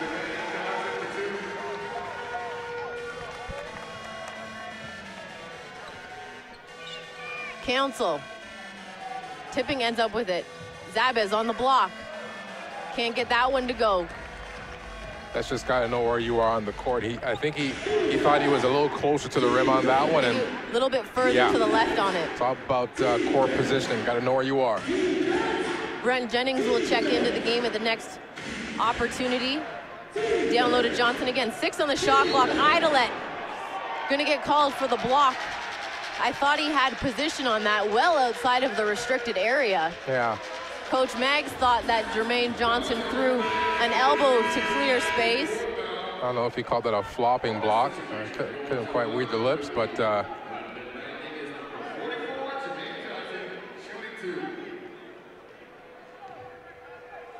Make some noise, Brampton, make some noise, make some noise. I believe that's the 4th on Idolet. Flynn Whitfield will come into the game.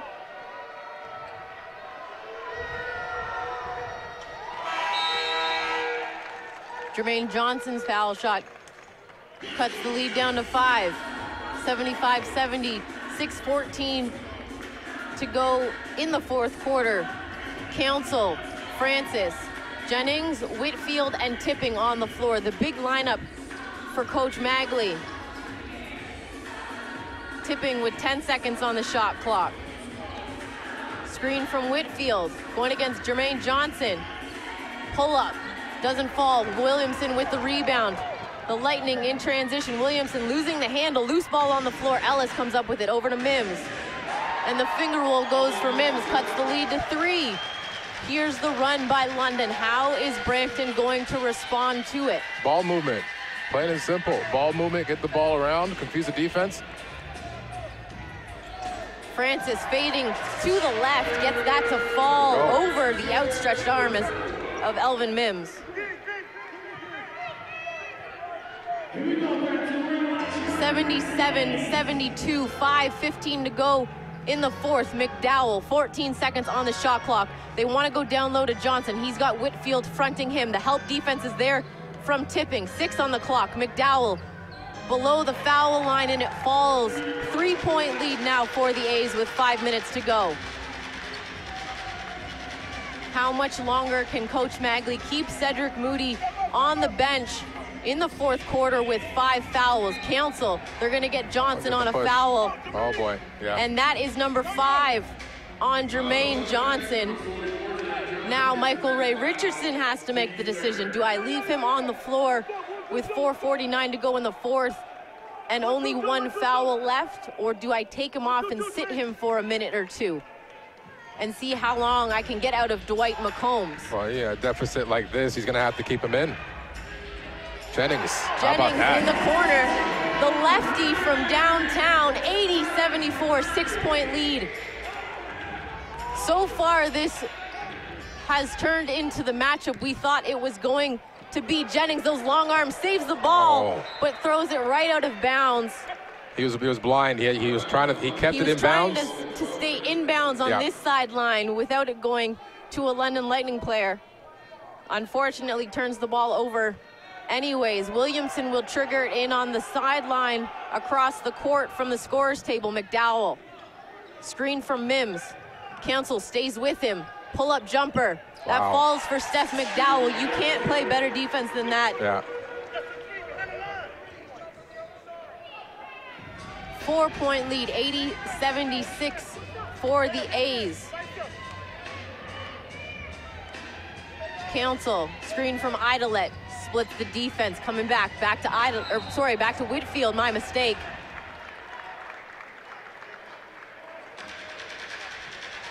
And they're going to get McDowell on the foul. Steph McDowell is 6 foot on paper. And Flynn Whitfield is 6'8". There's nothing you can really do against that when he's coming in the lane. On the inbounds, they go to Francis, 13 on the shot clock. They want to get something going to the basket. Here's Jennings, picked up by Williamson. Crossover, coming back. Picked up his dribble. There you Francis, go. baseline, fading, falls. Kevin Francis, 82-76 with 3:44 to go in the fourth quarter. The Mississauga Power in the fourth quarter, a minute in, have taken a 1-point lead.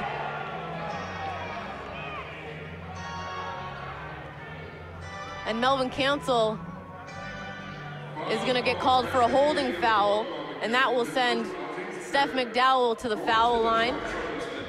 For the next 3:38, not the Mississauga Power. I was looking at the score there.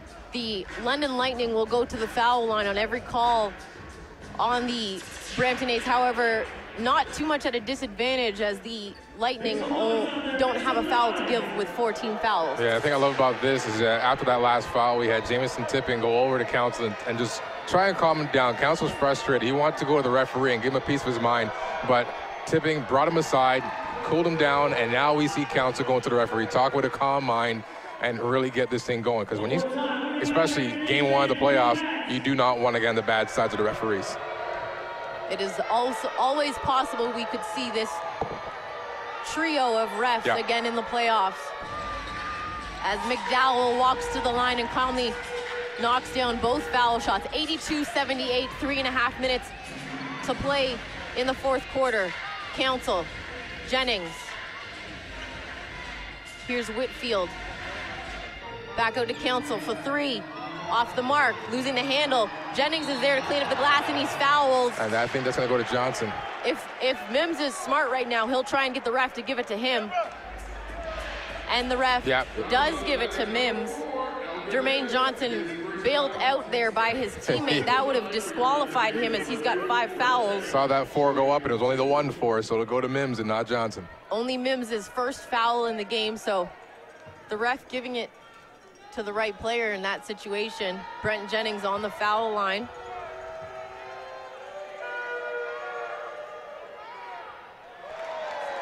Jennings misses the first one.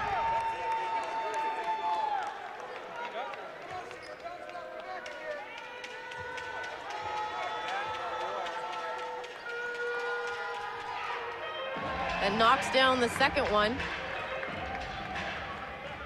83-78 lead. Williamson is picked up by Jennings. I like the matchup with Jennings on Williamson because of the length he has defensively. McDowell fading baseline, misses. Ball goes out of bounds, and they're going to say the possession stays with the Lightning.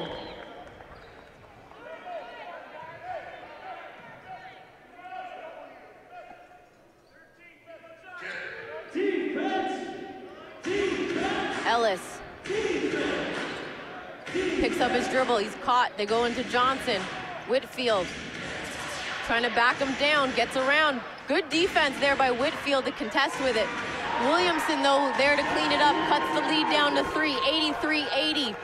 2:45 to go in the fourth. It's the best way you can play, Jermaine Johnson.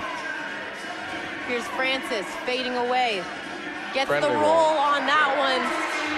And he does what we see him do when he knocks down a key basket and yells. The bearded man. Well, that'll lead the team right now. That'll be 13 for Francis, leading all scores for the Brampton A's. And then a strip. Brent Jennings comes up with it. That's how I came up with Brennings.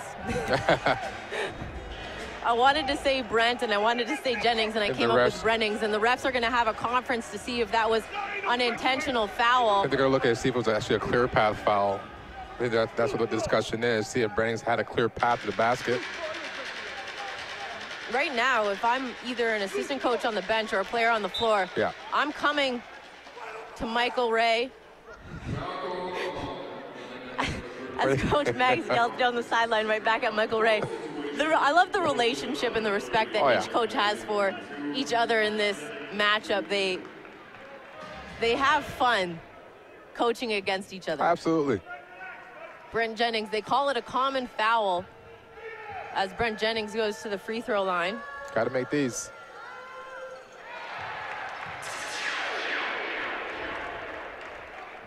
And they called that foul on Steph McDowell. Yeah, you put one more in, you can make this a 3-possession game with just over 2 to go. Misses the second one. Up the floor, Williamson met by Tipping. Good defense by Tipping to keep him in front. McDowell for three, and that falls. That is a high arcing shot. I think he actually scraped the ceiling fans here at the Powerade Center on that shot. And McDowell's gonna pick up a foul. And Coach Richardson on the sideline, upset, he yelled the entire way down the floor, no foul, no foul. And what does McDowell do? Foul. He fouls, and Yeah. we wondered how long it would take for Coach Meggs to bring in Mr. Fourth Quarter, and he will check in at the 2-minute mark here with 1:58 to go, and he'll replace Brent Jennings. Now he's got to play smart on both ends of the floor with 5 fouls in Cedric Moody. Melvin Council, again, it's that cookie jar. Yeah. It wasn't all the way, his hand was not fully Yeah. in the cookie jar. It was more or less he was just trying to see if there's cookies in Just it. want to see if there's in there. We know there's cookies in there. You got to go get them. And he knocks down the second one, makes it a 2-possession game, 87-83. Here's Ellis to McDowell. With McDowell, you've got to respect the shot and the drive. He's so dangerous. Ellis back to McDowell, 6 on the clock. So dangerous. Nope. Misses that one. Moody with the rebound, and Ellis is going to get called for the foul on the rebound as he pushed Moody from behind. So Cedric Moody will make the, 35-foot walk to the foul line? It's about 33. About that much, yeah. Another score update from Ottawa. Ottawa up 1 point, 93-92 with just under 8 minutes to go in the fourth quarter over the Mississauga Power. I'd love that format here in the NBL, a play-in. Play-in game. You gotta love it. It's literally a winner-take-all, winner go home. Loser's season is finished. Cedric Moody goes to the free throw line and connects. 89-83 lead for the A's as Coach Richardson wants a timeout. We'll take a short one here with 1:36 to play in the fourth quarter. It's all about the playoffs. That man here came out to support. We're red. Make some noise, fans. Make some noise.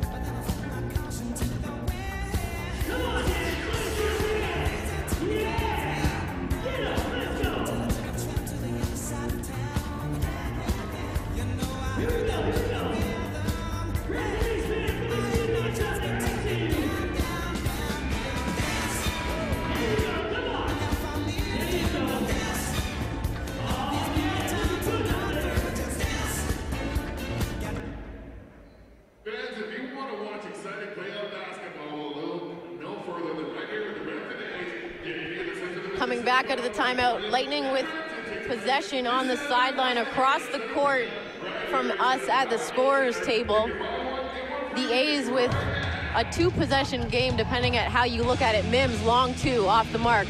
Loose ball, and it will go to the Brampton A's. It's a 2-possession game if you go by 2 threes. Yep. It's a 3-possession game if you're going for layups. Either way, it's too close for comfort. Absolutely, yeah. 1.5 minutes to play, 89-83 lead for the A's. Council, Whitfield, Francis, Tipping, and Moody on the floor. Moody left wide open. Movement, And movement, that makes movement. it officially a 3-possession game, 92-83, a 9-point lead for the A's. 1 point off the biggest lead of the game for either team. You know, that graphic on the screen said from downtown. He shot that one from Orangeville. McDowell in the lane gets it to go.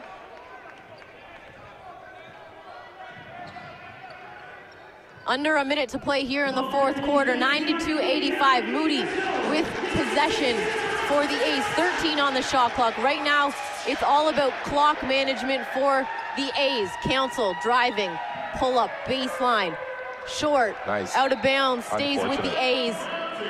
43.5 seconds on the clock. Great thing about that one is it's unfortunate McDowell had his hand out, tipped off his fingers out of bounds, and the Brampton will get a fresh 24-second shot. That's one of those plays where you're like, you look at it going out of bounds, you're like, oh, I wish I had that. And you know McDowell saw that ball walk out of bounds in slow motion. On the inbound, Council has it. A's fans on their feet. 92-85, 16 on the shot clock. Whitfield comes out for the screen. Council's picked up by Jermaine Johnson. Gets around him, that uses that spin move in the lane. Count the basket and one for Melvin Council. And he will walk to the free throw line to complete the three-point play and make it a double-digit lead with 25.5 to go in the fourth quarter. You're talking about a silent assassin. We talked about in our pregame talk. Melvin Council right now has taken off his mask, and he is being seen right now as a legitimate threat in this series. Three-point play, 10-point lead here at the Powerade Center for the A's, 95-85. 20 seconds to go. About a second and a half difference between shot and game clock. Here's Ellis. On the drive, blocked, but they're gonna call a foul on Whitfield. And how about this, inaugural season? You couldn't write this in any storybook. Like, this is unbelievable. How do you have the Brampton A's inaugural season, an unbelievable regular season, 40 games, 27 wins on the board, everything you see. You go on the BramptonA's.ca website, everything you see, game highs, they're franchise records. Everything is a franchise record. The Brampton A's come into the playoffs, and in the first round, nothing has been easy for Brampton. You come to the first round, and you're not taking on Mississauga, Ottawa, Windsor. You're taking on the two-time defending champions. And how about this? Right now, 8-point lead with 11 seconds left. Brampton A's looking like they're going to get a 1-0 lead here in this best-of-5 series. And I think on that last drive by Melvin Council, he did textbook know your personnel, KYP and floor general assessing what he had in front of him. He used the screen and roll so well. He waited for Whitfield to come so that he wouldn't get caught with Whitfield picking up an illegal screen.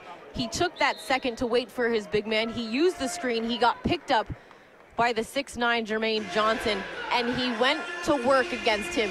They isolated him and allowed him room to operate, and he used his signature spin move to get in the lane to the basket, took the harm on it, and used his strength to get the bucket to go. And that was essentially what could have and what I think will seal this Game 1 win for the A's, as the Lightning will opt to not foul. They'll definitely do it. And the A's will have their first ever playoff win as they take Game 1 here at the Powerade Center. And Coach Michael Ray, unhappy, is not even going to shake hands with the team. He has words for the official and walks off the court. So in the inaugural season, as you said, Paul, the A's with their first ever playoff win, 95-87, a 9-point win. But what you can expect is a bounce back from the London Lightning. The next game will be March 5th, which I believe is Wednesday at 7 p.m. at Budweiser Gardens in London, which is a tough place to play in the regular season, but you can imagine it's going to be even harder in the playoffs. But the A's cannot go into that game expecting the Lightning to just roll out the red carpet. When you look at the London Lightning and the Brampton A's, they split the regular season 4 games apiece. And when you're looking at going into London, they've won in London, which means they can win again, right? As a coach in track and field, like our athletes come to me and say, Mr. Johnson, I can't do this, or I can't do this. I give them a workout, I can't do it. When you say the word can't, that's like swearing in one of my practices. Don't swear in my practice. When you say you can't, means you are unable to. You got 2 legs, you can run. If you've done it before, you can do it again. They've won in London before, they can win again. And right now, with this victory here at the Powerade Center, gives the Brampton A's a chance to go home with the victory on Saturday afternoon, or I believe it's Saturday night or Saturday afternoon. The next game at home. The next game will be next Saturday. Yes. At 7 p.m. here at the Powerade Center. So we play the 5th, and I believe that's the 8th of March that we'll be back here at the Powerade Center at 7 p.m. So we are guaranteed, we've been guaranteed at least 2 home games in this best-of-5 series. The question is, will we be going into that game up 2-0 or tied at 1 apiece? Well, they give themselves the opportunity, right? Taking that home game, you know, like I mentioned earlier, you know, getting those first out the way. They got this first home victory, and once we've done this, if they can get that win in London, they can potentially come home and give these hometown Brampton fans a victory and a first-round win. And the A's they haven't necessarily struggled, but they haven't been consistent on the road playing. So I'm interested to see how they're going to come out in that game in London on Wednesday and how their response is going to be to the Lightning, because we know that the Lightning are going to come out throwing punches. They're going to come out in that game strong because they're not going to want to drop the series 2-0 and drop it at home. They're going to come out strong. So the A's need to be able to respond to the runs that London makes, because that crowd can get loud at Budweiser Gardens. Definitely. It's all about being resilient. You got to look at whatever wasn't working before that never happened. You got to be resilient, bounce back. If it didn't work in regular season, you got to change it. If you weren't winning on the road in the regular season, playoffs, it's a brand new season. You want a perfect example? Take a look at right now. Looking at out-of-town scores, Mississauga Power. They finished at the bottom of the division. Playoffs, brand new season, 98-98 right now in the fourth quarter. Anything can happen in the playoffs. As the A's again come away with a 9-point victory in their first NBL Canada playoff game, 95-87. Once again, the A's will be on the road March 5th at Budweiser Gardens in London. I believe it is a 7 o'clock tip. We got Audley joining us here on the Jumbotron. What up, what up, what up? So that game will, of course, always be on our website. And then we're back here next Saturday at the Powerade Center at 7 p.m., March 8th. We got Audley, and then we got Oddman Jr. There we go. Joining us on the Jumbotron. So for all playoff action, you can always check out our website, BramptonA's.ca, our Twitter feed at Brampton A's, and, of course, our Facebook page, the Brampton A's. Once again, a 9-point victory in Game 1 of a 5-game series, 95-87 over the London Lightning. For the Brampton A's, for Paul Johnson, I'm Meg McPeak. Thank you, as always, for watching, and we will see you on Saturday.